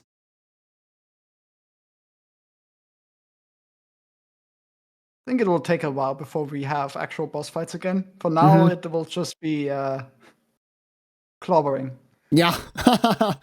I mean, the build is just way too good. I mean, you basically said this is kind of the best build that you can have in terms of the weapon type for power stancing. Yes. And it's absolutely what you want. And they have the Claw Talisman as well. They have plenty of health, good stamina bar, especially for Pluryl, thanks to the Ran's Great Rune. That is a little bit of an advantage, but it's an advantage that he will really utilize a little bit later on, potentially, when the fights are a little bit longer. Never mind, Pluryl actually gonna head over to Lower Kaled now, a little bit of ping-pong routing there, where he goes to Stillwater. I'm not really sure what the rationale was behind that, but goes to Stillwater, does the Adan Everjail. I mean, in the end, that is kind of like the last few things that he has left at the beginning of Liurnia, right? Like, next up, he will probably go to, like, Temple Quarter and stuff. So, in theory, it is like a small kind of sub-region that you just finished. And especially now that both players have the build they want, the order really doesn't matter. As long as you don't forget about anything. Since you'll be doing all of these bosses anyway. Yeah, that makes sense. As long as you do, most of these before you commit to Altus, I suppose, just in case that there was Nectus somewhere. Yes. And another Stone Sword key. I believe they have all the Stone Sword keys they need, since there were 2 extra in Round Table. They should now have all they need, because 6 are guaranteed, 3 in Round Table and 3 at different merchants. And so you need, and 8 is the maximum you ever need. As we see, Kayjuro actually getting rotted here, which could be a problem because there is another 2 bosses you want to do after this one, ideally. Right. So he might have to pot back after this if he gets it. She should. Yeah, Clean Road Knight's down now. Nice. Crucible Knight's almost dead as well. And in the meantime, Pluryl in the Celia Crystal Tunnel does get the skip first try as well. So no difference there. Huge damage from this quick grab. Needs to make sure that he does not lose his temper. Rolls that AoE as well. Nicely done. Does get honestly, the Crucible Knight kill. Wow. The HP region made this a lot more... a lot... nicer for him. Yeah, for sure, because he does have that physic tier, that heals him over time. So it was negating the rot a little bit. Yeah, maybe that's the reason why he's continuing, right? Because he is not losing as much time. This is just Putrid Avatar, so in theory, he should be able to blast this boss. And worst case, you just rest at the next Grace. Yeah, if he actually gets it cleanly, that will actually mean he basically lost no time. So that's really nice, although it is always a risk. Okay, no, now he ports, so I guess he will... There's still the Catacomb left, the Cemetery Shade Catacomb that people usually do.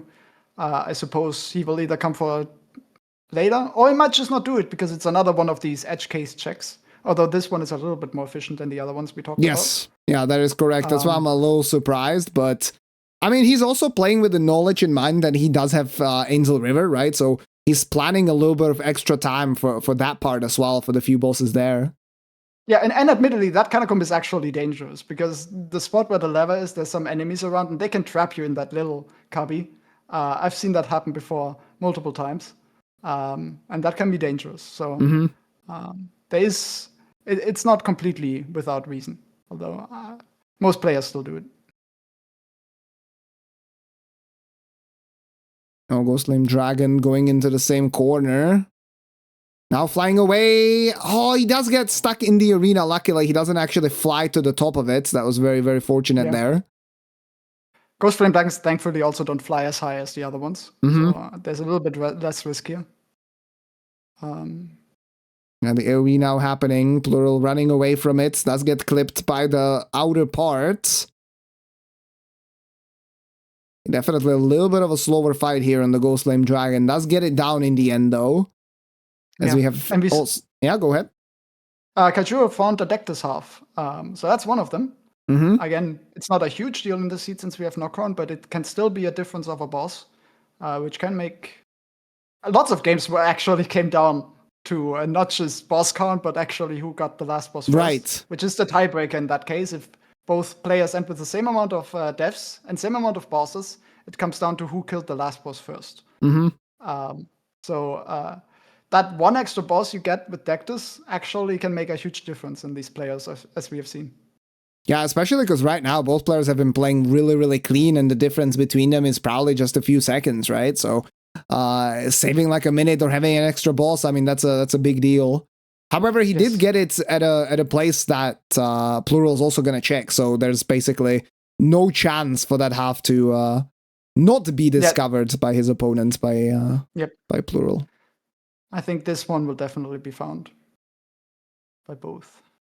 Full-grown Falling Star Beast replacing the role. Revenants, more charging as well. Oh, nice very hit. nice. Does get the stagger as well, and more headshots. Doesn't even go for the riposte because he knows that his DPS is higher if he simply power stuns jump attacks. Now we have a little bit of extra leveling for Pluryl as well. He had to rest because he was trapped from the Celiac Crystal Tunnel, so that's both players having to do that. And let's see how his duo fight here with the Clean Road Knight and the Crucible Knight actually goes.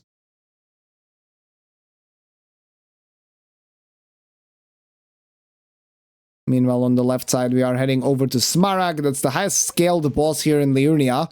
However, it's a Cemetery Shade. So he'll simply wait for the Shades to actually warp out, teleport away from the skeletons. He will try to go for the backstab here, and I mean, the damage is... Yeah, okay. That's... Yeah. Well, Pluryl is actually low, and both bosses are still alive, so this is a little bit dangerous. Yeah, he's going for the Crucible Knight first right now, which we saw the Clean Road Knight be killed first. Yeah, I think the Clean Road Knight didn't aggro for Pluryl. Yeah. So that was very well done. Yeah, that allowed him to definitely clear that a lot faster. At the same time, he still took a beating. Dodges the grab, so that's already a big advantage, right? And so, for example, we were talking about the big fail on the skip where he had to warp away, lost like 15-20 seconds. I mean, he probably just saved another, 15 seconds over his opponent right there, basically eliminating that mistake. So that's why it's so hard to really, really say who's in the lead until we are much later in the match. Yeah, absolutely. Oh, nice strafe on that swing as well. Gets an R1 before the boss goes in the air. Now gets a stagger. Has to be a little bit careful. Oh, huge damage. Nice kill. And he'll be heading over to the Caelid Catacombs. So that's another difference in terms of the routing between these two guys. Yes, Pluryl definitely doing some of these extra bosses, which, again, they're not the most efficient you have early on. But with the seed, how it's going, Kayjuro right now is quite a bit above what we call 80 pace. Okay, well, he killed his imp. So, he has to, right? Yeah, there we go. Yeah, definitely for safety. So there's basically 86 bosses you can realistically do in altars and pre-altars without the extra graces combined.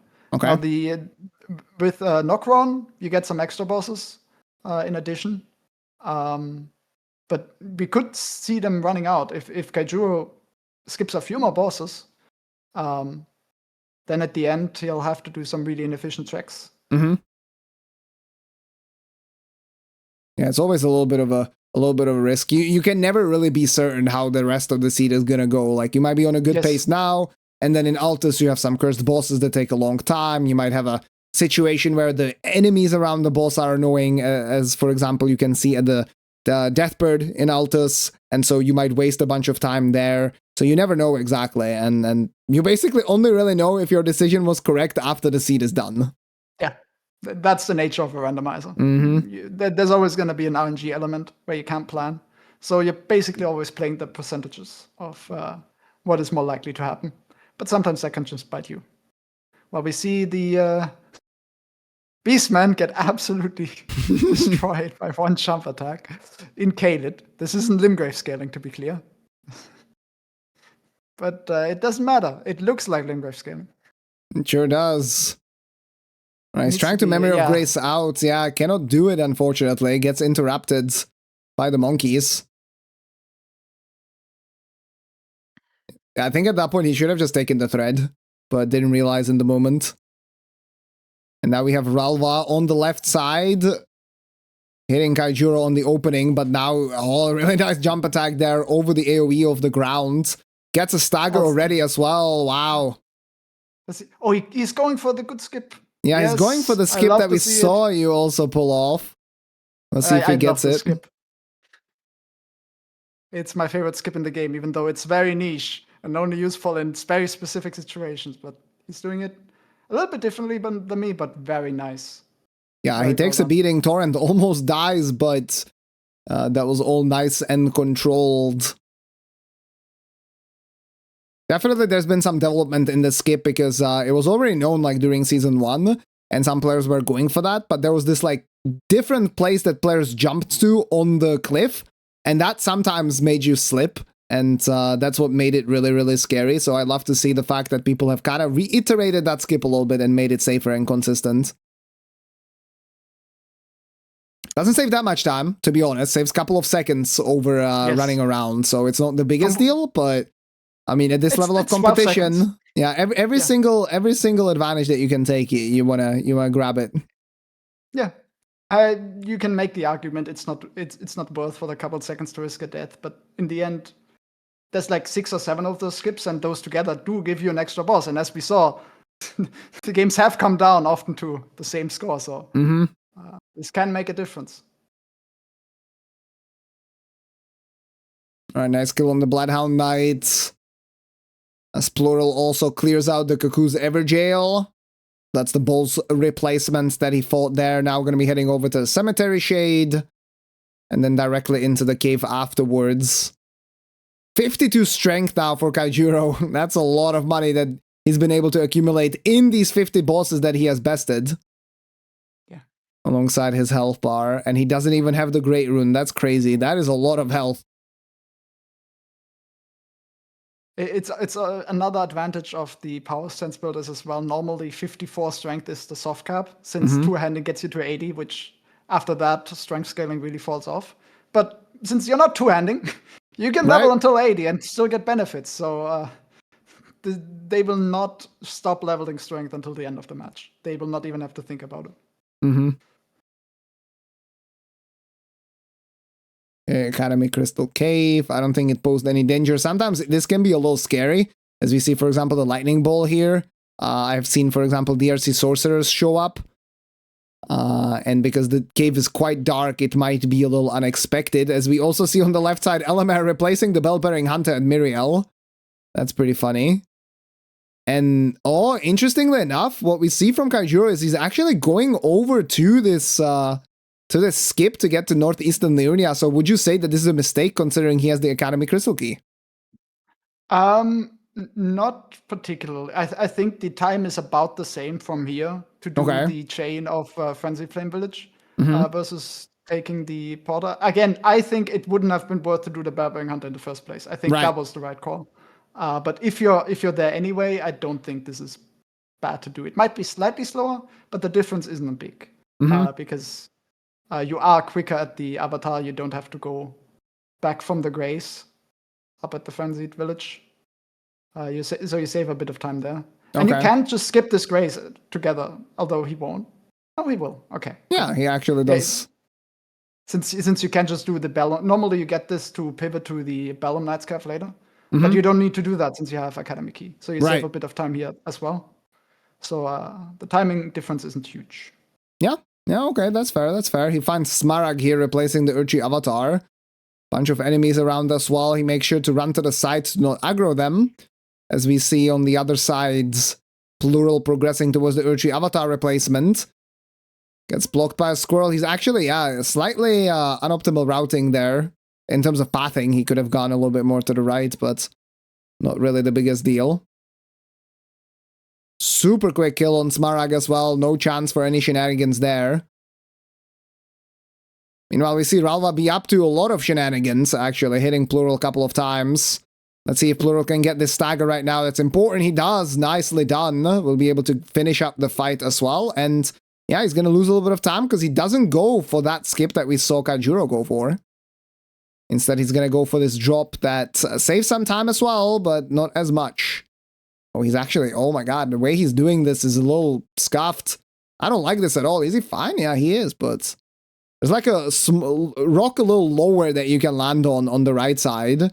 And you do not take damage, and you actually get down a little bit quicker. That was a little skip scuffed. Does not look safer to me than the other one. No, if you're gonna do a skip anyway, I'm going for the other one. Yeah, that's fair. This looked scuffed. Like I am a little surprised. Yeah, the version where you just run on the right side, you fall to the lower part, and it's just a one jump, second jump, and then you jump again, and you're at the bottom. Okay, Black Knife Catacombs now for Kayjuro. Sometimes this is a scary one because you have to wait for these cleavers to get to the upper floor if the enemies interrupt you, but it seems to be a chill one, so far at least. He gets the first cycle there as well, no problems whatsoever. Yeah, I think this is probably the most deadly catacomb. The amount of deaths that happened in the qualifier and also the matches here. I think one of the very first matches had Gustav dying here. That really wasn't much he could have done. He made one small error where he could have gotten out of it, and after that, he just had no chance. Yeah, he got stuck in a corner with the Colossal. I'm thinking Finger Creeper, I believe, so it was not great. Yeah, the Finger Creeper was continually trapping him with the spell, and he just couldn't move, and eventually got crushed by the trap. And Pluryl had a very, very unfortunate death in that catacomb as well. In Seed 4. Actually, I'm sorry to say for him, but it was a really hilarious death. I actually recommend checking it out on his channel. It's a featured clip for a reason. It's fantastic. But yeah, I think he'll be very careful in this catacomb. Yeah, I've heard, I casted with Sirius yesterday, and Sirius was actually telling me that he sometimes likes to just go to this catacomb as late as possible because it is as, scary as you describe it. Like, you don't want to do it a little too early when you might have a little bit more safety later. Or what's also important is that when you die, your score gets locked, but if it gets locked a little higher, it might be a potential advantage if you die there at the end. And oh my god, that's actually a second Deathless half now for Kayjuro. Okay, now they're both gonna do these checks. Pluryl already has the other half that Kayjuro found, so they're both gonna do Deathless. They still might go Nokron because, again, these checks are not bad in Nokron. Time-wise, they're really not that bad. So, especially Kayjuro, seeing as he skipped some bosses, might at some point still go down. But yeah, Deathless is definitely the play here now. And that's another reason why you do the Belden Knight's Calf last, because you're hoping to find Deathless and then you can just continue from there. So you don't lose time. Yeah, that makes a lot of sense. Okay, full-grown Falling Star Beast now. For Pluryl. Dodges the AoE nicely. We'll be able to get a stagger as well. Now the headshot damage.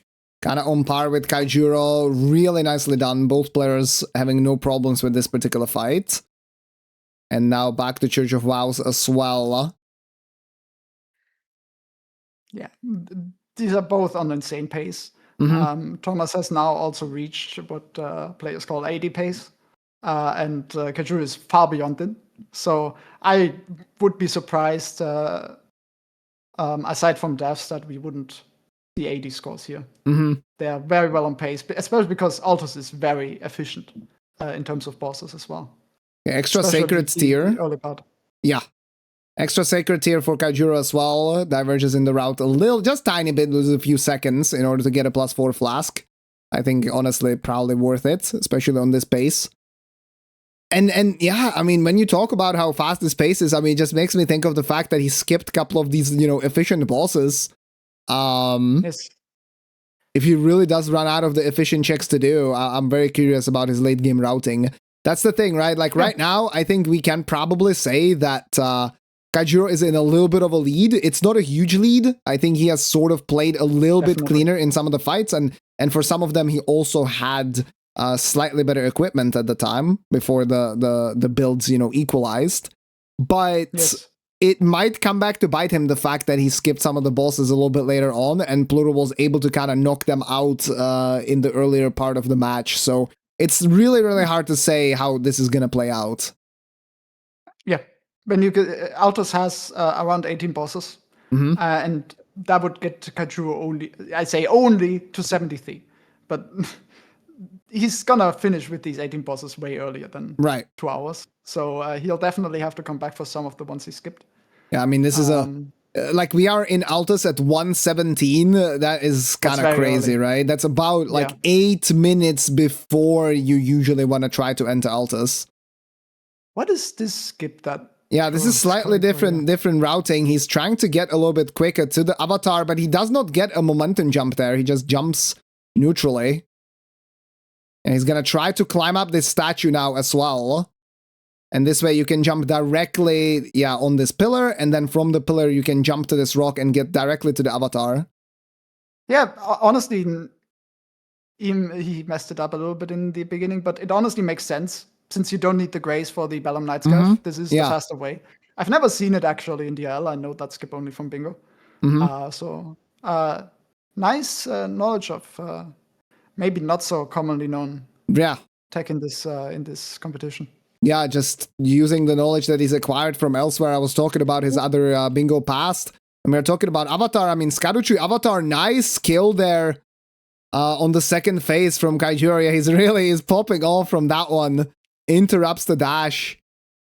Insane timing. Now just one more phase. I mean, that's the thing, right? Like, a lot of times Scadutree Avatar is going to be a skip, but here he replaces Gillica, which is extremely low scaled for Altus standards, and this build is just disgusting. Like, it just gets an insanely fast kill. Wow. This is the one boss that this one and maybe Plasi are the ones you skip in Altus. And that was a 30 seconds fight. Yeah, that was so like super fast. I would be surprised if this wasn't a really high score.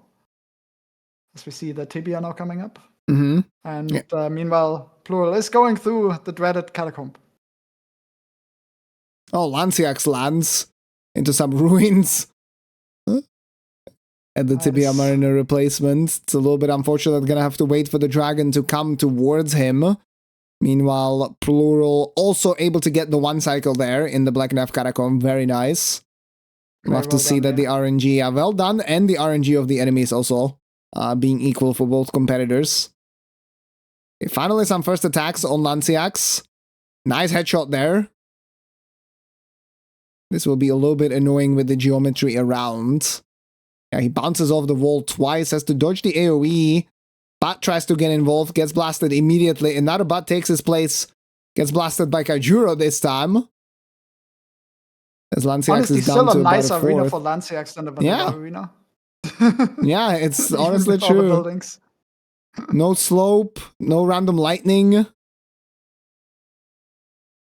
right, one more hit. He's out of stamina, but does get the spinny crouch R1 as well. He will probably have the Memory of Grace. Yeah. But I mean, hey, you lose 100k, like at this point, you're going to be getting a lot of runes in Altus anyways. And your power level is so high that, like, is it even worth it to sit down with something like 100k to level up, right? Like, if it gets you one level, probably not. Now he's going to be heading over to Sage's Cave as Pluryl is making his way over to the other Great Red Bear, Rugalea. That's the second boss of the Catacomb. Was able to get the double boss fight already. Misses a jump attack. That's another thing as well. Like, when a seed is this fast and your your build is this quick, it comes down to some small details in fights. And, you know, missing jump attacks here and there, like, it kind of adds up over the course of the fight. Yes. The rule of thumb that people go with is every missed attack with a jump attack build is 3 seconds lost. Because it does take a while. Even though they're faster than they should be, you still lose time. He's going back to the Farum Great Bridge now. Yeah, he's gonna head over to the lower part in order to fight the magma worm that he found. And this could be really interesting because we saw the fight here earlier from Kayjuro and he did not have the best build yet. So maybe Pluryl is gonna be able to catch up a little bit on this fight. As Kayjuro actually finds a second grafted blade greatsword. That's pretty good. Sadly, that will not even be able to be close to competing with the Great Hammer build. I mean, the damage is better, but it's not really that much better. That is kind of crazy to me. Seems like it's going to be about a similar fight. But the thing is, he does have a lot more stamina, so he's able to jump attack a lot more. He also doesn't take the rippos. So in the end, yeah, he's going to save Pluryl that is time over Kayjuro on this specific fight. He starts to stand and gets an easy second stagger. Yeah. Free fight. Very nicely done. Very nicely done. Margit, in the meantime, going down to Kayjuro's power stance build. Second boss now in Sage's Cave. Okay, Pluryl taking a little bit of time. He sits down at the Grace to level up, but he can only get 1 point of a level. And he obviously found the Dectus now in Liurnia as well, so he's heading over to the Academy and gonna be heading over into Altus shortly as well. As this Urchi avatar is the duo version, but we only see it because he survives at like 10% health, maybe a little bit less than that. Oh man, this is crazy. This pace is wild. Hey, interesting. And Kayjuro doesn't go for Unsightly either. Unsightly is another one of those edge cases where it's about 125. You want to do it on seas like this? Honestly, absolutely. So I'm really surprised that he skips that one as well. I'm really curious how his strategy will look once he's done with the common Altus checks. Yeah, especially because the Night Scarf. No, is this? Yeah, I mean maybe. I was thinking maybe it's Godfrey, but like you would go from the Altus Plateau Grace to Godfrey, right? So yes. I wonder why he's going from here. Like the only thing I can think of is that you would come here in order to do the climb up to Lanciax from the Perfumer's Grotto. That is the only thing I can think of. Lanciax skip, I'm hoping we don't see. Yeah, that one is like extremely cursed. No. Okay, and he's going to Godfrey from here. Yeah, okay. That's interesting. That's fine. I don't think it saves time, but it shouldn't lose either. Yeah, I think it's about the same. I don't think it really matters. Just point of preference. Oh, and now Pluryl, he's actually going to be checking this merchant. That's an extra time loss as well over Kayjuro. I'm surprised. Like, what is he looking for at this stage? I mean, the only thing you can really hope for is like Raptor's Black Feathers, to be honest. Yeah, exactly. Yeah. Just the jump attack boost of the armor. That's pretty much the only thing. I don't think there's much else that can make you stronger from a merchant. It also means that you have to take the Grace. Oh.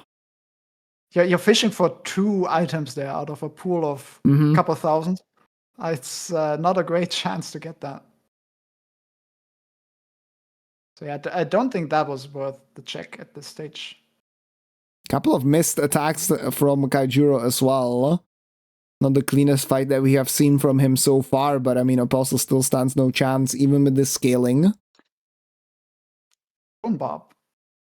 Stone Barb can be kind of interesting, right? Yeah. Honestly, the extra, sometimes you just, you have to think about, in the end, the amount of hits is what counts. And if you go from staggering in 2 hits to 3, that's a big difference in the end. Right. You can really loop some bosses with it. Only issue is it lasts for 30 seconds, which, where if you're doing chains like you are here, that just means it's going to be active on less bosses. So I wonder if he's going to swap to it. Yeah, it's an interesting point. Yeah. I mean, you definitely don't want to use your physic on this first boss, because when you go through the thread to run to the next one, I'm pretty sure your physic gets reset. It doesn't actually persist. So you would also use it on the noble. Yeah, oftentimes it's not even worth taking the time to drink the flask when you're not riding. Like, when you're on torrent, it doesn't really lose your time. But when you're in front of the boss gate, oftentimes it's just not worth time. Right. I could drink it on the elevator here, but then the issue is it lasts 30 seconds, so it might like almost run out by the time you make it to the boss. Yeah. Okay, we will be seeing the Sunflower fight here from Pluryl as well. This is a potential for a time loss because Kayjuro's fight was so fast. Yeah, he basically played it perfectly. I don't think you can have a faster fight than Kayjuro did. Okay, he also gets the first jump attack. Nice. So far, 1-1. Horalu entering the arena for Kayjuro on the left side. Why does he deal so much damage, man? I don't get it. Oh my god. Nice jump over the AoE. Just gonna tank it because he deals damage and takes none. Like, oh man. You know, in the end, the casual players were right that all played jump attack halberd builds on their first playthrough. Yep. It was the right play. Yeah, the second phase definitely not as clean. I mean, I'm not surprised. That play was insane from Kayjuro, interrupting the dash. Because, like, you can try to time that if you know where you're going to be fighting the avatar, so you can kind of guess what your distance between you and the boss is going to be, right? But you're fighting him in a completely random arena. It's so hard to practice something like that. Oh, he's actually waiting out the explosion as well. He dodges it perfectly, but doesn't go for the kill in the meantime. Probably didn't think that he would deal enough damage to the trunk. I think he would have. I think we saw that with Kayjuro as well, and they have basically the same damage. Yeah, exactly. A little bit of a mistake. I mean, I don't know. This match is crazy. Like, the level of competition here is insane because you obviously will look at this maybe with a little bit of a layman's eye and think, okay, these guys are insanely strong. They're just killing everything in 2 hits. But both players have access to that, so it comes down to the small details between the fights, and so far we have seen Kayjuro be really, really clean for most of them. Yes. I definitely think he's ahead, but it's not a difference that can't be made up. Mm-hmm.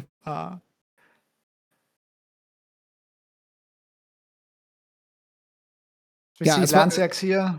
Especially because he will have to go for probably some of the lower efficiency checks later. So he's been more efficient with his routing so far, but it will catch up to him later on, probably, with this amount of pace anyway. Just get poisoned on. Yeah, I'm not sure. Maybe there's some flowers or something? The bat lady, yeah. Ooh, unfortunate. Lancex fly away. Has to run around to get back to the boss. More friends are joining the fray as well. He's going for another jump attack, but Lancex dashes away. Does get the kill in the end. And does he remember Grace? He does. Time. Yeah, I think you're right. Because Kayjuro also waited a little bit in the beginning, not sure if Lancex was gonna come over. I think in the end, that fight didn't really make a difference. As we see Kayjuro now going to the Godscan Apostle. A little bit annoying. There are 2 enemies that most of the time aggro to you. Mm-hmm. I don't know what exactly the reason behind that is. If they replace certain enemies that are always aggro. Yeah, there's some event box stuff there, definitely. There's like a little bit of a different climb you can do on the right side where you can avoid the enemy that's the closest. But like with this pace and with your damage, like if you see that the enemy is something like a bat, you're not really gonna be too worried, right? Like you're gonna probably kill the boss very quickly, and if not, you're most likely not gonna have trouble dealing with 2 enemies at the same time. Yeah, exactly. This time it was a bat. That's obviously no problem. You can have, if you have a rune bear there or something like that, that can be really ugly though. As we see now, Thomas going for Sage's Cave, while Kayjuro he's gonna do the capital outskirts route that we talked about before. Maybe you can skip in sometimes, not on this seed. Right, not on this seed. Absolutely. With the pace they're on, there's no point. They're definitely going for all 3 bosses there. Yeah, the reason you would want to skip this is because once you do the running, the bosses are very efficient back to back to back, but you have a lot of upfront running, and if there's not that much time left, like you might just have time for like one of the bosses, and then it becomes very inefficient. So that's why you would opt for the Lancex part and then just finish up everything that's in Altus on that side. But yeah, no worries about that here, as we are 90 minutes into the match. Score is 64-59 for Kayjuro. Kayjuro playing absolutely phenomenal. Pluryl as well. Both players having some small mishaps, but I mean, if they were playing against like any lesser player, you know, they would be like firmly in the lead right now. And instead we have this really, really competitive matchup between these 2 guys. It's been a lot of fun to watch. Well, we'll see what the last 30 minutes have in store for us as we are entering the highest scaled areas besides Dragon Barrow.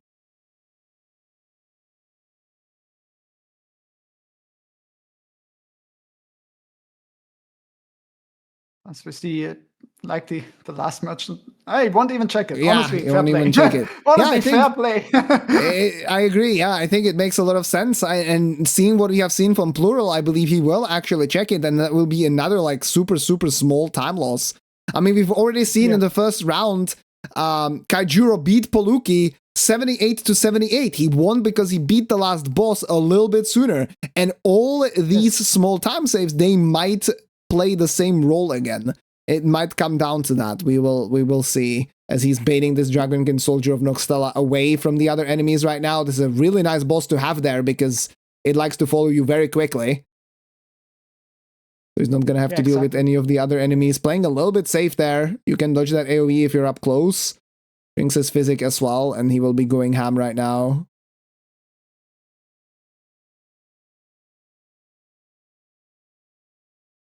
Does not get the stagger, and here the Dragonkin Soldier has hyper armor and cannot be staggered. Oh, that was a lot of damage. A lot of damage from that phase transition that Kayjuro took. Now he has to deal with a little bit of stalling. Yeah, that is quite unfortunate. One of those things that could lose him some time over Pluryl if Pluryl gets the stagger a little bit sooner.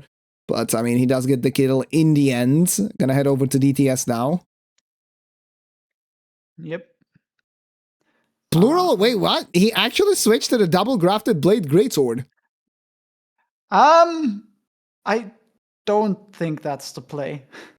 I'm really surprised at that. Yeah, what's the rationale here? I'm not sure. They might have better strength. I'm not sure about their scaling values. Maybe he's thinking at the strength level he's at, they might be better, just damage-wise because of the scaling. But Great Mace is fantastic in its strength scaling, so I would be surprised, to be honest. Yeah, I'm pretty sure I've heard, at least last match, okay, he dealt like really good damage with that though. Like he's dealing more damage than the Great Maces were doing when he gets the double hit. Definitely doing that stagger, but the damage is actually way better than I thought it would be. Yeah. And it's so interesting, right? Because he's the one with the Radan's Great Rune, so he has a lot more endurance, a lot more stamina actually than Kayjuro does. So like for Kayjuro, that kind of build wouldn't even be as efficient as the Great Hammers. So he doesn't really have that option, man. This is really interesting. This could be a big pivotal moment in the match as well if he makes up the time now because of this different build.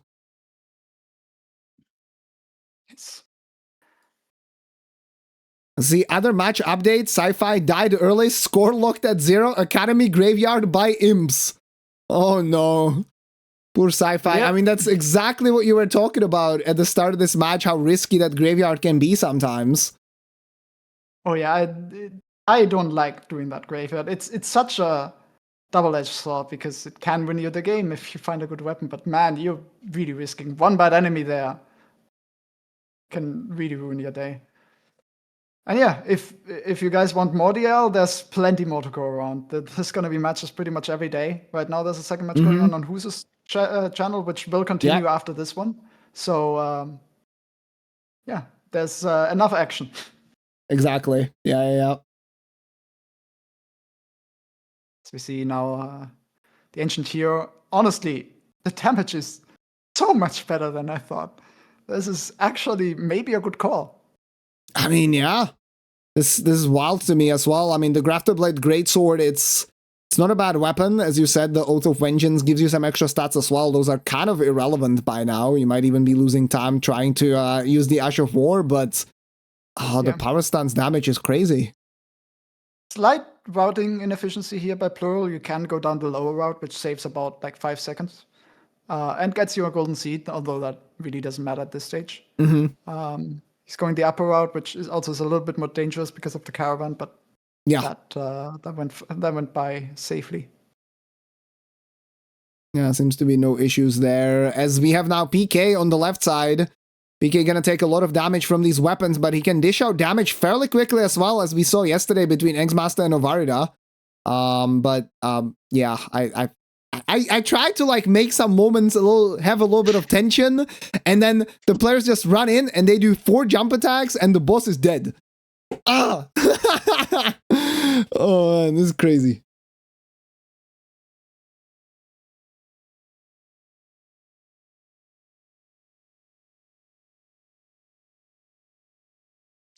Yeah. It's supposed to be Altus. Yeah, that's about accurate. Supposed to be As we see Altus, and now, so far we have Limgrave. this is the highest scale boss that we're probably gonna see for the rest of the match here. Vanciax is the highest scaled in Altus, and it's Electro, who is normally pretty tanky. Yeah. And honestly, for this build, he's holding up pretty well. Yeah, I mean, considering that PK, a DLC enemy, just died in like 3 hits, the fact that Electro is holding up this well is a testament to her strength. I mean, still really nicely executed here from Kayjuro. I mean, he does get the jump attacks over the attacks that he needs to. He gets the staggers as well. And he reaches the score of 69. Very nice. Meanwhile, 64 for Pluryl. Yeah. Pluryl was checking the damage values for the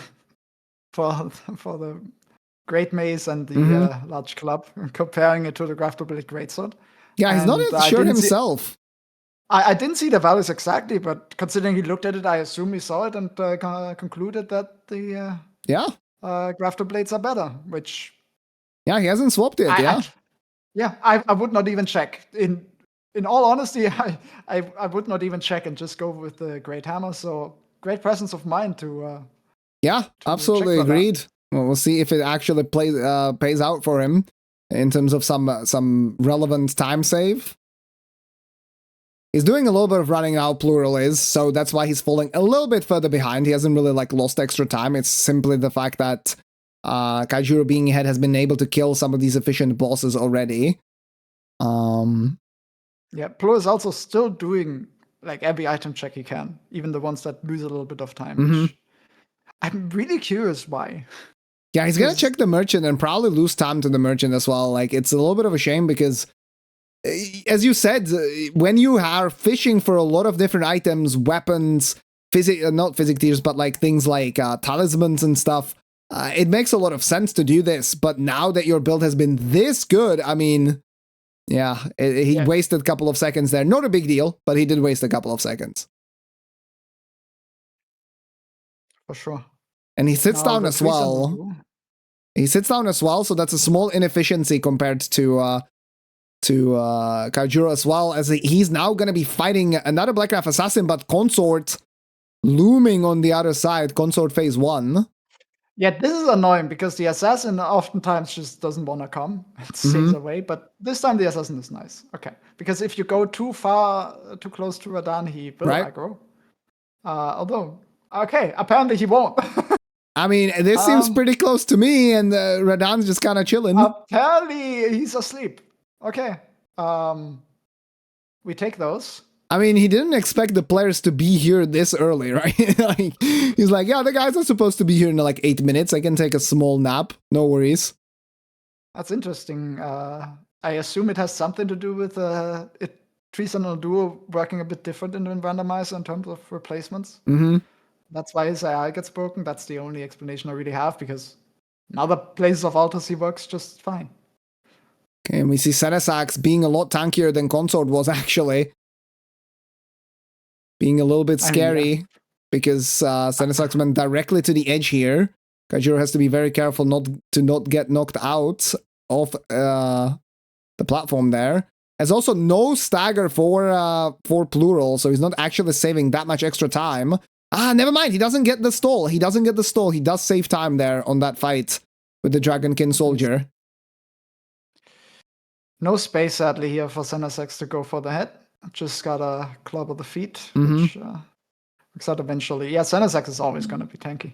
I think you're never happy about seeing him, but you're always going to do him. Makes sense, yeah. Especially when you know that, your opponent is going to do that fight as well. Even though that hasn't stopped Kayjuro technically from skipping bosses like the Limgrave Tunnel, so... Yeah, but he's now doing the Wormface chain, Wormface into the Crystallian, and then he's done with Altus. I think that's basically all there is in Altus. I'm curious what he'll do after then. Yeah, like he'll have almost 20 minutes. 18 minutes left, yeah. He'll have so much time left. And that's also where like, you might have done a lot of practice seeds, and you're used to, hitting like 75 to 80 or so. And so you have a decent idea for what to do in like the last, I don't know, 5 minutes from when you're done with Altus or so. Oh, Pluryl has to be careful. Takes a little bit of a beating from the bell-bearing hunter. Gets clobbered by the shield as well. His tier activated there. He's not healing just yet. So we'll have to dodge the shield again. The heal's back up now.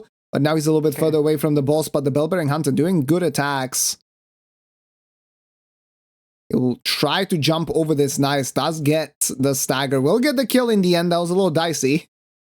A little dicey indeed. As Death Knight in the on the other hand goes down for Kayjuro.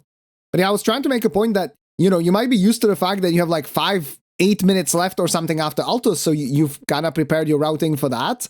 And maybe in theory, he could, you know, flounder around a little bit. Just not know exactly what he's going to do. Or maybe he's a genius. Maybe he knows exactly what he's going to go for in the next 18 minutes. Well, we'll just have to find out very soon. Yeah. Pluryl now going for the Lancex chain. Well, yeah, I'm really curious. I guess the next best thing that Kayjuro now has is Knockron. I would actually expect him to go Knockron. But like, again, that's only 4 bosses. He has time for at least 10. So... Yeah, he'll definitely have to come back to some stuff that he skipped. I mean, both players still have the Dragon Barrow Cave. They didn't go for that one, so that one is still left in store. But other than that, it's going to be very interesting, yeah. Like, because if he, for example, decides to go to Kaelid Catacombs, like, that's fairly quick. From the Grace, it's going to be about, like, 95 to, like, maybe minute 40 or something. But it's a lot more inefficient than, you know, if you just went there immediately after killing the Exarch's replacement. So that's kind of the peril that he's facing, as right now he finds Renala, phase 1. And PK on the other hand for Pluryl, let's see how he handles this boss. We saw a really quick fight from Kayjuro, as Pluryl also knows the tech with jumping under that attack.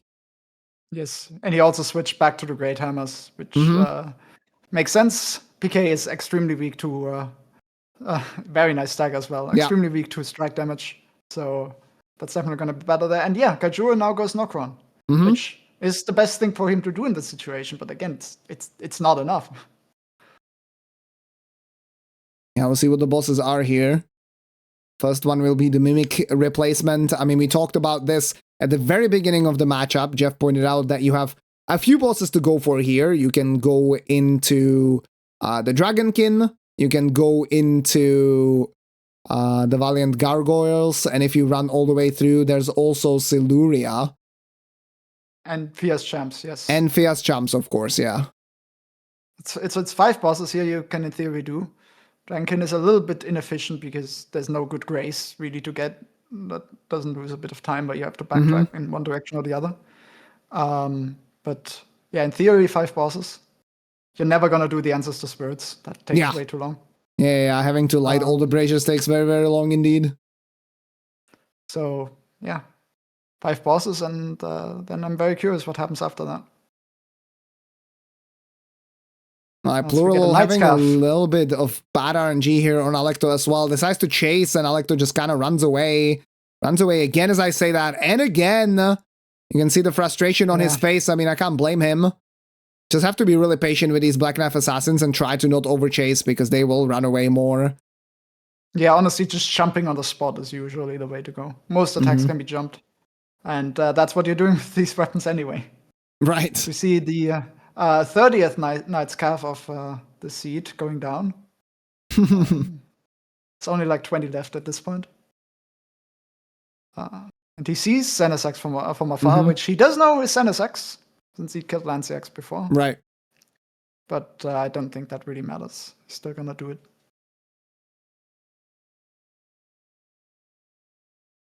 Okay, it's gonna be very very interesting to see what bosses he does go for immediately here in Knockron.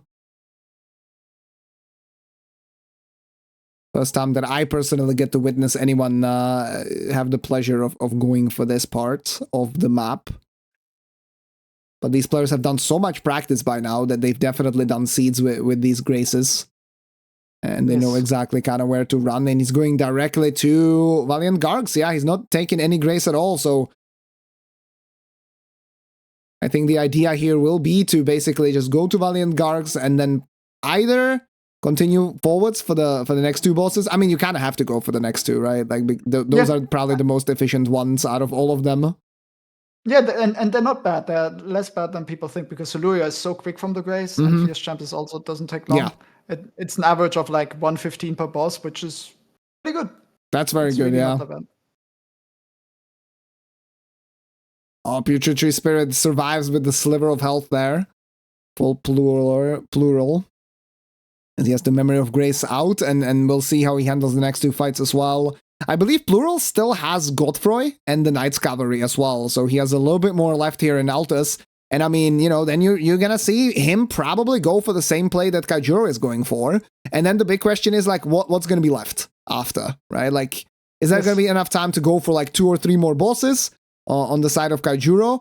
And is he gonna be able to do it or not? If he is, then he'll probably win this match. Yes.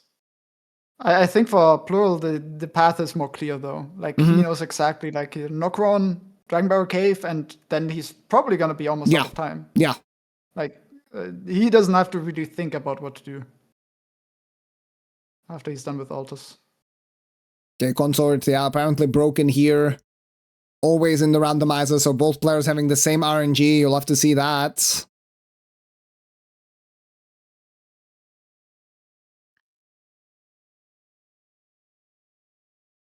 Kayjuro besting another Falling Star Beast as well. Gonna be heading over into the deeper depths now. Meanwhile, let's see what this Senesax RNG is gonna bring. I mean, you can see that Pluryl is trying to bait the dragon to the upper ground here, but does get a fire attack instead. I mean, there's a couple of enemies. Oh, this is a little bit scary being on Torrent. You might get knocked down and multi-hits, but he actually avoids it really nicely. And there's a couple of enemies on the other side of this pit, so he wanted to bait the dragon a little bit further away there. Yeah, and he's gonna try to two-hand his weapon and go for some crouch pokes because those are pierce. But no, never mind. He's back to power stancing. Yeah, it's just with the jump attack buff as well. Yeah. Even without the staggers, it's just gonna be better. It's a partial headshot there as well. Clears out the imp too. He's fighting in a much better place than we saw for Kayjuro. This is always the annoying thing with Senesax. You have to wait it out. The random lightning will just clobber you left and right, and even if you don't die, you just don't get a chance to attack them anyway. Yeah, you constantly get staggered. Okay, hopefully this will be just one more attack. Has to deal with the big AoE. He's going for the headshot. Unnecessary. Does get the kill. Now he's going to head over to the Altus Plateau Grace. I like this play. I mean, I think this routing is a little bit more efficient than what we saw from Kayjuro. And now he can go to the Knight's Cav replacement or Godfroy. Either way, doesn't really matter. Gonna head over to the highway. Didn't make it nighttime either. Yeah, that's what I was about to... Yeah. Nighttime does make the enemies around the Knight's Cav disappear, since... Normally, the Knight's Cav is only there at night, but the mod makes it so it's always there. But that also means the enemies are there at daytime. So you will often see the runners make it night. Meanwhile, Pluryl just decides to take out the one annoying enemy, and that's enough for him. Yeah, he's gonna head over to this Leonine Misbegotten. Oh, okay, there's a little bit of a projectile coming from behind as well. Leonine luckily taking a lot of damage. And he's using the power stance L1s. Nice. Staggered by everything, yeah. Very nicely done. Okay, he's gonna Memory of Grace and now run from the Grace down as well to Godfroy. And we have another Knight's Cavalry as well, dude. This seed, it's like, it's not just been an insane build, but generally very good enemy replacements as well. Very few time-wasting ones. The only bad ones we've had were Lanceax, Senesax, and the Sunflower, but the Sunflower ended up not even being a problem whatsoever. So, basically just the classic Ancient Ranks. Oh, the last boss down here for Kayjuro most likely, Soluria. Yeah, Kayjuro did get the second grafted sword, but he decided not to swap. It's definitely, if you have a post-match interview, it's something to ask the players as well that, you know, the routing is very similar. I don't think that there's many questions there, but I think the weapon selection here in the late game is the very interesting part right now. Okay, Beastman of Farmazula, we continue the streak of fairly nice bosses as Pluryl does take a little bit of a beating there from the Apostle, has to heal back up.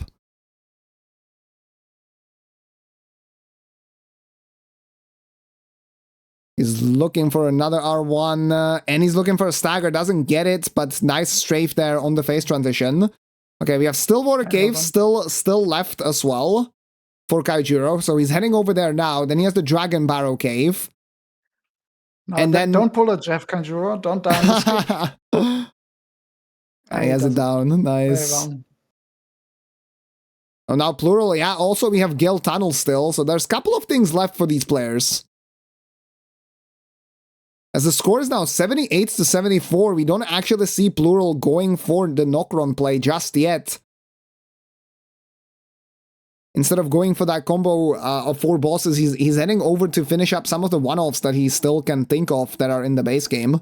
I don't know if I like that play. I feel like with 10 minutes, you should probably assume that you have enough time to go through Nokron. But he might have time for it regardless. It depends. Like 47 is lower than I would expect him to be, so he definitely left a bunch behind. And some of it should be plenty efficient. I didn't pay attention to exactly what, but I think he ended Altus at around 57, and you can get all the way up to 63. One is Dragon Barrow that he skipped, but the rest I'm curious about what he left behind. I'm not sure if I don't remember if players have done the Lakeside Crystal Cave, for example. I don't think we've seen that. No. Yeah. For example, there's one Champions. That sadly takes a moment, but Kayjuro will also go there, so he'll have like the same time loss. The time you lose is just the time it takes for them to spawn in, so you can't really be faster here. Okay, mistimed attack there, unfortunately, on Rogier. Let's get the kill. Now we are going for the third wave with the 3 champions at the same time. Pluryl healing back to full.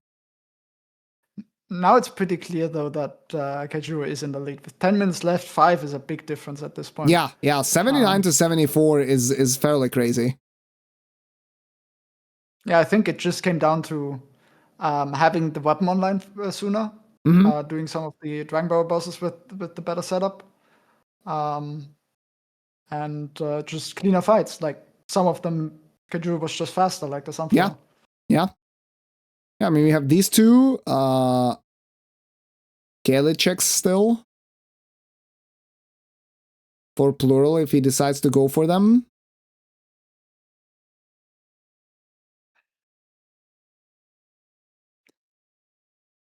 This one for sure.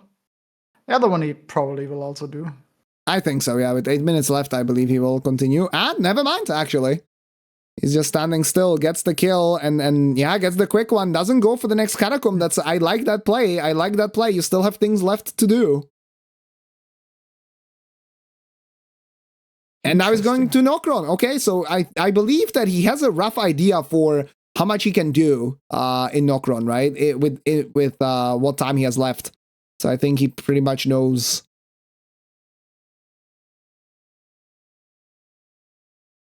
Okay, we also see a mistimed attack for Kayjuro right now.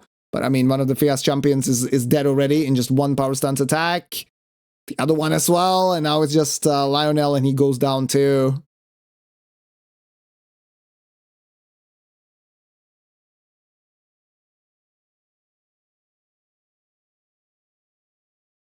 Takes the Wisp, which is curious. Is he going? Yeah, he's going to the Duelist Cave. Yeah. I assume he's gonna open it and do the skip from behind. That's not efficient, but with the skips he did for other bosses, it makes sense to go for this now if he has the extra stone sword keys. Yeah, she probably checked, or maybe he counted as he was obtaining them through the match. You need 2 of them to open it. I mean, that's the thing. Like, this is definitely less efficient than just doing the kill at catacombs. But then in the end, is that really gonna, make the difference? Like, it's just hard to say. Yeah. No, I think he has the lead that he can allow himself to do that as long as he keeps up the space. It will honestly be hard for Pluryl to catch up. Yeah. The time left just isn't that much at this point. Like, I think that Pluryl's routing is better in the sense that he did more efficient things throughout the match, but his pace has just been lower for quite a few different reasons, right? And because of that, he's actually just gonna run out of time to do everything that he would otherwise be able to do. Yeah, okay, as we see also Kayjuro has now hit 80. He's hit the fabled 80 mark. Yeah, he's hit the 80, but he hasn't hit the skip. Yeah, he's missing it. Eluding him. I do find the other skip easier, but I get going for this one because the other one, if you fail it, you fall into the nothingness and die. So this one is he fails the second part as well. Oh my god. Maybe slight nerves playing a role here as well. I mean, the skip is a little tricky, but it's not that tricky. I could see if you're at 80, you know, you're deathless, you know that you have to hit this, otherwise you're going to lose a lot of time. I totally see the nerves playing a role as well. Yeah, at least this isn't a deadly skip, but now he's trying from the other side, okay. Okay, he still misses that part that he needs to hit. This is, oh my god, this is tragic. Is this going to make the difference or not? He needs to get to the upper part.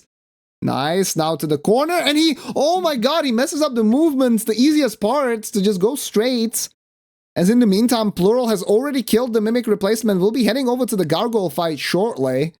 Okay, finally Kayjuro actually scales up there. That's crazy. That almost lost him a minute there. That was kind of crazy. That is a lot of time. The Deathbird was about a 10th of the skip. Yeah. Okay, now Dragon Barrow Cave. That will be 82. What else is he gonna go for after this?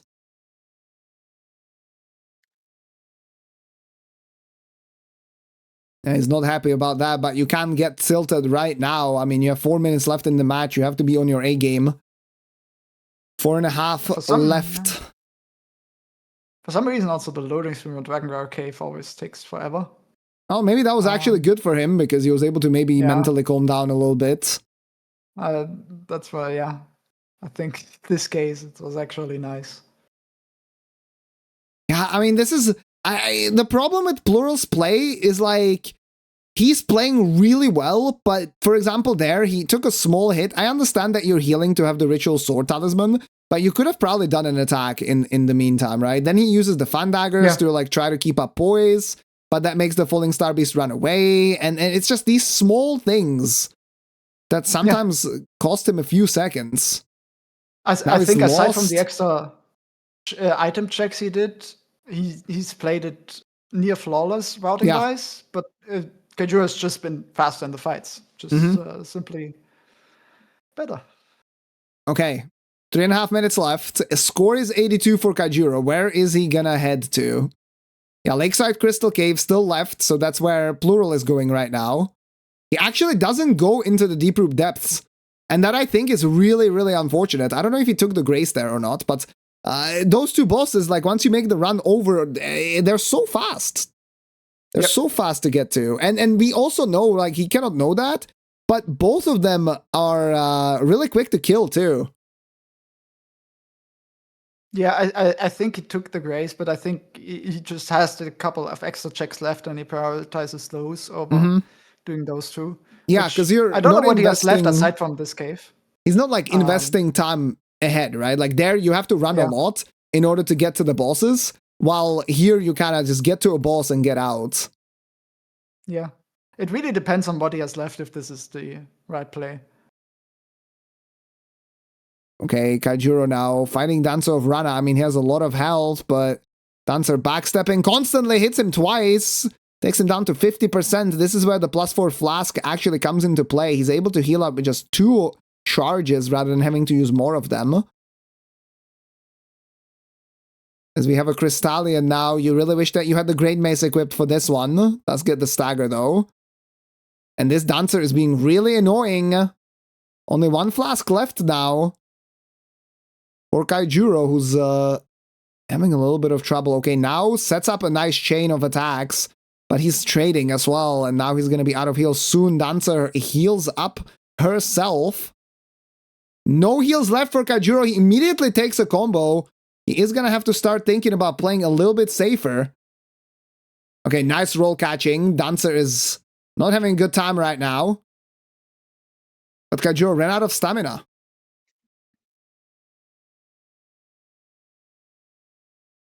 Yeah. Okay, Nice. very well done. Okay. Keeps his cool, Definitely does the get the graph- kill. Yeah, I think the Rafter Blade Greatsword definitely did better here. Just the range really allowed the fight to be a lot faster, but still a clean fight.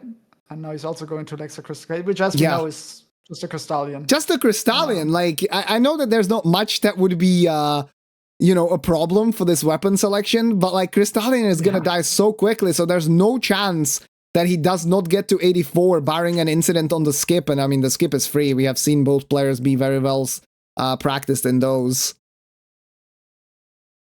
Yep. Okay, Dragonkin Soldier in the Dragon Barrow Cave. Oh, gotta be careful. Oh, the AoE is coming out! Yeah. He mistimes the roll! Pluryl dies!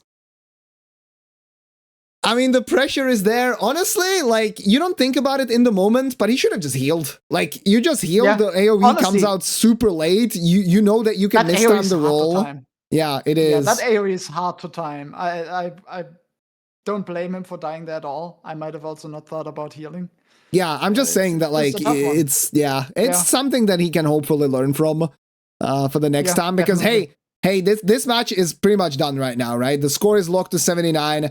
The good thing for Pluryl is that he would have lost anyway. He doesn't have to be annoyed at the death here at the very end. But the great thing is he's not out. Like, he has a reason to learn from this because he will be fighting for Survivor in the lower bracket as well, as he has about 40 seconds left. And I mean, wow, what a masterclass by Kayjuro in this match, honestly. Like, that was so good. Just tiny mistakes throughout that, you know, probably didn't even cost him a point. Like, wow. Yeah. I think his fights were near flawless. Just a little bit of routing that he can clean up, but like that can always be that's the easier side to improve, to be honest. So honestly, extremely well played, and I think this puts him in a great position going forward in the tournament. Yeah, he also gets the highest clear of the entirety of the playoffs. I mean, you obviously cannot compare seeds between one another because they're going to be very different between matches, but 84, even with this kind of a seed, is just really good. Yeah, the only thing that's beaten this was Iron's 86. Oh right, he had an 86. Yeah, against you, which was just that's not fair, man. But Iron is a different beast. So I think an 84 is extremely good on the seed. And like I said, routing difference is a bit cleaned up, and he's at an 85 at least. So, yeah. I mean, I just Kayjuro just that was crazy. Like the fact that, you know, against Poluki, who's definitely a great competitor, right? He was seed number 12 in this competition, but we saw him in the lower bracket, kind of cracking a little bit under the pressure. He's now out of the tournament. The fact that, you know, that was a really like close match, and then like putting all this kind of a masterclass in terms of the fights and stuff, like it really, maybe he was more in the zone with the build. Maybe he just was able to like assemble something that he's more comfortable with here today. But yeah, I mean, I just think it puts him as like one of the front runners to make it to the winners finals. He will obviously be facing Forsa in the winner semis, which is going to be a great matchup. But at the same time, like, I don't know, I think you have to look at Kayjuro and think that, okay, this guy has the potential to take it all home. Yeah, and you really can't take him lightly, because even when you look at his qualifiers, he always gets like a 77. You really cannot mess up against him, it seems. So that is also going to make his opponents more nervous. So this could be a real statement, this 84 here. Like, Pluryl did not play it badly at all. And a difference of 4, even discounting the death, is a big difference. Yeah, like I don't think he would have been Pluryl that has been able to get an 81. It would have been close, maybe 81, but then, like, you know, the difference between 3 and 4, based on the fact that like both players found the same equipment, it's not like one player had to use a single weapon and the other player was able to power stance. It's like, I don't know. It's insane. It's insane. It was really great. Let's see if we can get the players here for an interview real quick. I'll try to. I mean, I can just tag them in my chat. They're right here.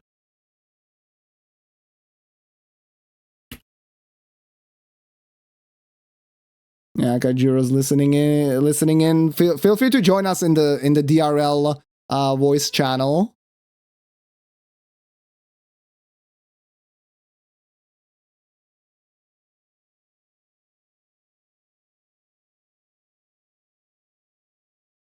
Yo, Pluryl, can you hear us? Yo, hello, dude. Congrats on a great performance. It's very unfortunate that today it's not enough. I feel like against like any lesser competitors, you just would have crushed it today. You played super solid up until the very end, but unfortunately you'll be moving into the lower bracket. Pluryl, give us just your thoughts like right after the match. What are you feeling right now? I saw the score. I got butt fucked, respectfully. That was really well done. I made quite a few mistakes early. There was, I think, going Dragon Barrel early with like Grafted Blade probably wasn't the move. I should have just gone Limgrave earlier. And I did that too. Okay, all right. So then I don't have any excuse. Yeah, All right, Dragon you're Barrel crazy. kind of sucked in this seed. I'm not gonna lie.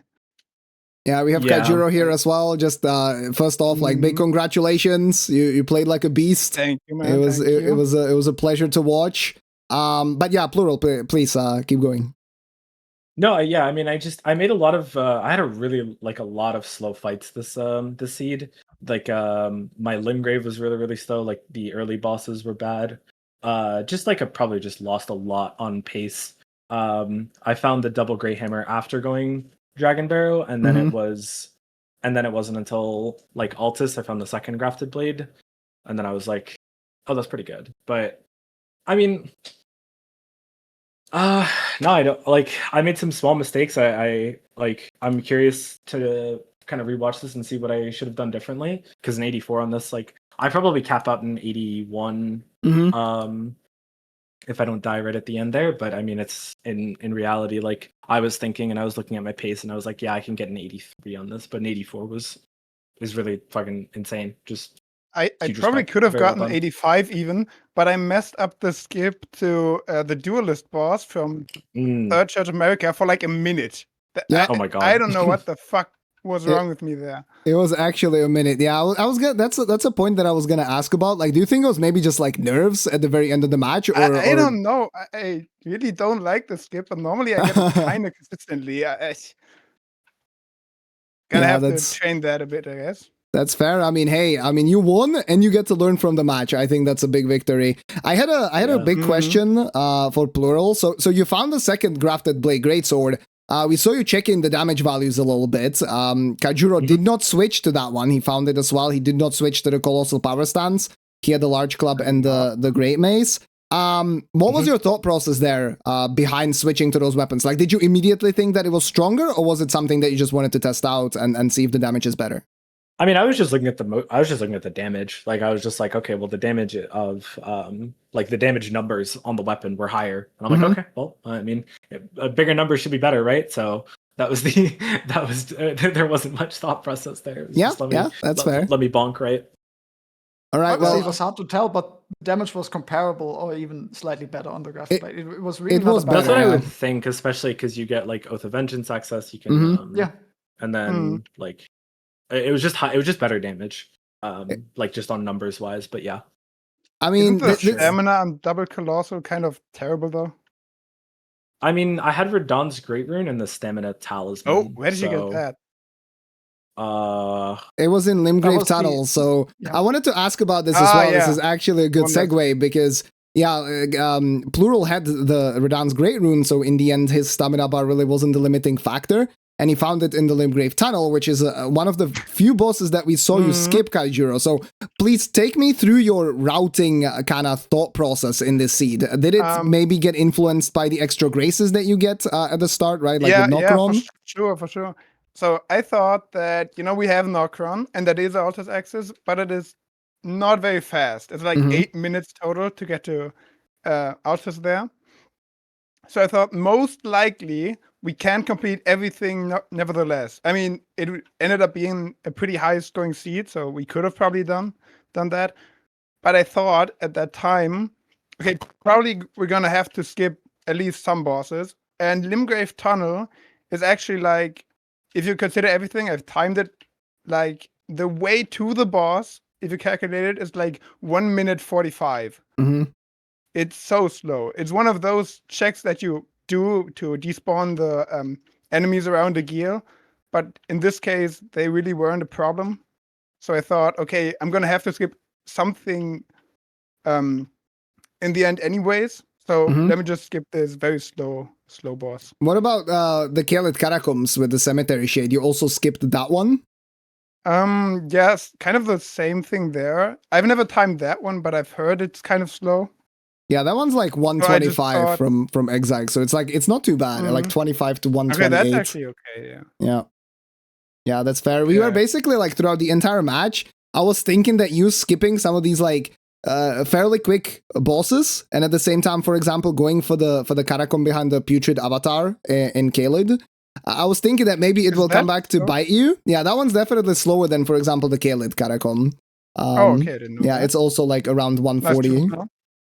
But yeah, so I was thinking that like, okay, at the very end, you know, you're gonna finish with like Nokron, and then you're not gonna have anything to do. But you still had things to do, and your just pace was so fast, and in the end, you know, you outpaced your opponent here today, and it was glorious. And I mean, the interrupt on the Scadutree avatar on his charge was so nice. That was sexy. Yeah, that was a cherry on top. Yeah, that was insane. I was saying that like Scadutree avatar is usually a boss, you know, we see players skip a lot, and you just took him out in like 30 seconds. It was crazy. That was the best Scadutree avatar fight I've ever had, for sure. Yeah. That was Pluryl, did you go Nokron to enter Altus? No, I went Deathless. Okay, I did. Now that I think about it, because I did Nokron afterwards, all of those 4 bosses. When I'm probably doing those, it's most likely just better to go Nokron, right? Because you also start at the back of Altus, and that's better most times. From my perspective, I think if you're going Nokron, like if you're killing Fia's champs, it's pretty much equal from Fia's champs teleporter to like Bellum Knight's Cav to Altus. I like going Dectus because I like the positioning of Dectus. I just like being like having the Altus Plateau Grace. Gotcha. And then I don't even grab that one, actually. Oh, okay. Yeah, I grab it for just access to the Knight's Cav and Godefroy. And then you go. The problem with that is if the boss at Knight's Cav is kind of a fast one, you have to run towards the boss for such a long time that he will intersect with all those mobs coming at you from the other direction. I've had that happen with Moog once, so I'm not going to do that anymore. Yeah, it makes sense. Probably doesn't change a lot, though. All right. Well, looking into the future for you guys, Kayjuro, you will be facing Forsa in the Venice semifinals. Give me your thoughts on the big boss man that you'll be facing. Yeah, I don't know. It's gonna be great. Facing the one and only, the maker, I don't know the word. The league, the format. Mm-hmm. And hopefully gonna push him down to losers bracket, you know? Yeah, I mean, if you play like today, I mean, Forsa is gonna have a hard time, trust me. Like, it's gonna be a great matchup. I really, besides that skip and the dancer fight was also not very clean, I really didn't do, like, almost any mistakes. Mm-hmm. It was just minor things. I believe that. Yeah. There were routing differences that personally I would have done different, but your fights were pristine. Like, you basically made up all the time that you maybe potentially lost into fights and some more. It was insane how crazy clean your fights were. Yeah. I mean, obviously the seed was crazy in terms of the weapon setup, and the seed was crazy in terms of the enemies as well. But still, like, both players are dealing with the same circumstances. So, seeing like the I don't want to say domination, because it was a pretty close matchup all throughout. but the small Let's little not be humble here. details. Yeah, I got dominated. Like the small little things just kind of added up through the match, and it was just it was really fantastic to see. For you, Pluryl, you are not out, luckily, right? This was the winner's quarter, so you'll be going into the lower bracket, and you still have a chance to take it all home. We are not gonna know your opponent for a while, because your opponent is gonna be the winner of Konsta Sama versus the winner of Sci-Fi and Teddy. Last update I had, unfortunately, Sci-Fi died at 0 bosses, so his score was locked. But when while he was looting, but when I checked in, like their pace was the same, like they were at the same number of bosses. So if Teddy dies, Teddy died as well. Okay, as well, there you go. So it will be it's an even match. It's going on right now. Yeah, it will be one of these three players. Do you have any preference? Would you want to probably play against Sci-Fi, I assume? I mean, look, Sai's a good friend of mine. Like, on one hand, I want to play against him, but at the same like, I want him to win, but at the same time, I don't want him to win, because then it means one of us goes out against each other. Like, I don't know. It's rough. Like, it's rough to choose here. Yeah, I get that completely. Yeah, it's gonna be great either way. I mean, Konsta Sama potentially, you know, who you might be facing as well, is a really solid player. He did fairly well in Randocalypse as well, so he's not a newbie to some of these competitive formats. Pluryl, any closing thoughts or words that you might have? I mean, I guess from your guys' perspective, was the main like score difference, did that just come from boss fights and just execution? It just came from boss fights. To be honest, I think some of your lines were even a little bit better, but like, for example, the Scarletry Avatar fight, I think Kayjuro made up like 20 seconds on that fight. I totally believe that, I knew that I was playing like really not up to par this seed, and I just wanted to know. Because I think my other issue on this seed was at the end, I've never really run a Nokron seed. Like, I never had a high-scoring Nokron seed, so I mistimed how long it took to kill Mimic, and then run to Gargs, and then set up Dragonkin. So I lost, like, probably 1 or 2 bosses at the end, but that could also just be because of, like, pace, right? So, yeah, I mean, all I want to say, very well played. Good luck to this GOAT in against Forza. And thank you. I appreciate it. Yeah, it's very well said. Very well said. One more point is that at some point, like, your guys' builds were so insane that there was very little that could improve them. And you, Pluryl, kept on like checking, you know, item pickups on the ground that was slightly out of the way. You checked the Bellum Highway merchant. You talked to the merchant in Altus. And yeah, Kayjuro thought of it, but he didn't do it. Like, he didn't check the extra stuff, and that, you know, also adds up a little bit. So maybe something to consider, where like the only thing you're fishing for is like, you know, armor that boosts jump attacks or something. So yeah.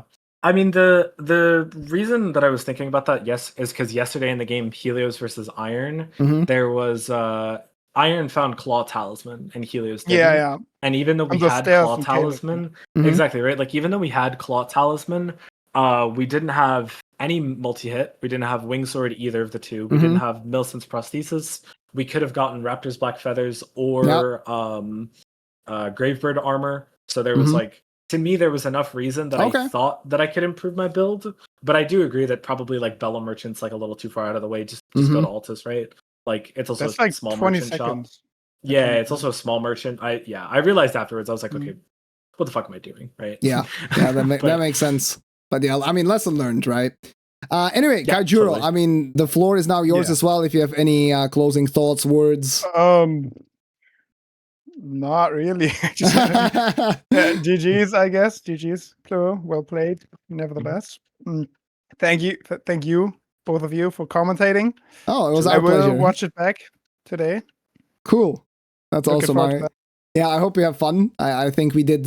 We tried to do the much justice. I always try to like hype up, like, oh, there's this Putrescent Knight who can deal a lot of damage, and then, you know, 5 seconds later, you guys killed him. So I'm like, okay, well, never mind. Like, these guys are just not gonna die today. But yeah, all right. Well, congratulations to the winner, and well played to the person who will be moving to the lower bracket as well. Pluryl, that is. Kayjuro will be facing Forsa, as we said. Guys, thank you so much. I hope you have a fantastic rest of your day, and we'll be cheering for you in your next matches.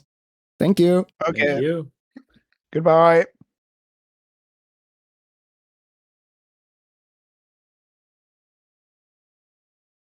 All right. I mean, great words from our competitors. I think they summarized the matches well, and I'm glad that we got some answers as well, because clearly, like, Kayjuro, he wasn't sure himself about some of the routing decisions, right? Yeah. But in the end, in the aftermath, he looked like a genius. Yeah, it honestly all worked out. Like, again, there's stuff you can maybe criticize, but you're nitpicking. You're really nitpicking this game. Yeah, it's really hard to find any major flaws. And like I said, his fights were flawless. Like there was nothing there to improve. So it's just small details, and those can be ironed out. And then we're really looking at a potential final this year. Yeah, absolutely. And I mean, if you make it into the grand final from the winner's bracket, it's going to be a best of 3, and you started with a 1-0 score advantage. So, because you haven't lost the match yet, right? So that's like, statistically, that almost makes you a champion already. Like, it's crazy stuff. It's a massive advantage, especially in this format where, if we're being real, it's very volatile, because one death can change everything. A lot of matches are just close to 50-50s. So having that 1-0 is basically giving you a 70-30 chance of winning. So if he can make that, then he's looking very good. Yeah. The numbers don't lie. All right, Jeff, it was a pleasure to have you here. I'm really excited to hopefully have you back maybe for a match or two still. Any closing thoughts or words from you as well? It was good finally seeing someone good play and not me. So I enjoyed that a lot. No, thank you for having me. It was a lot of fun. Great. Yeah, it was a pleasure for me too. All right, I hope you have a fantastic rest of your evening, and I'll talk to you soon, man. Take it easy. Yep. You too. Bye-bye.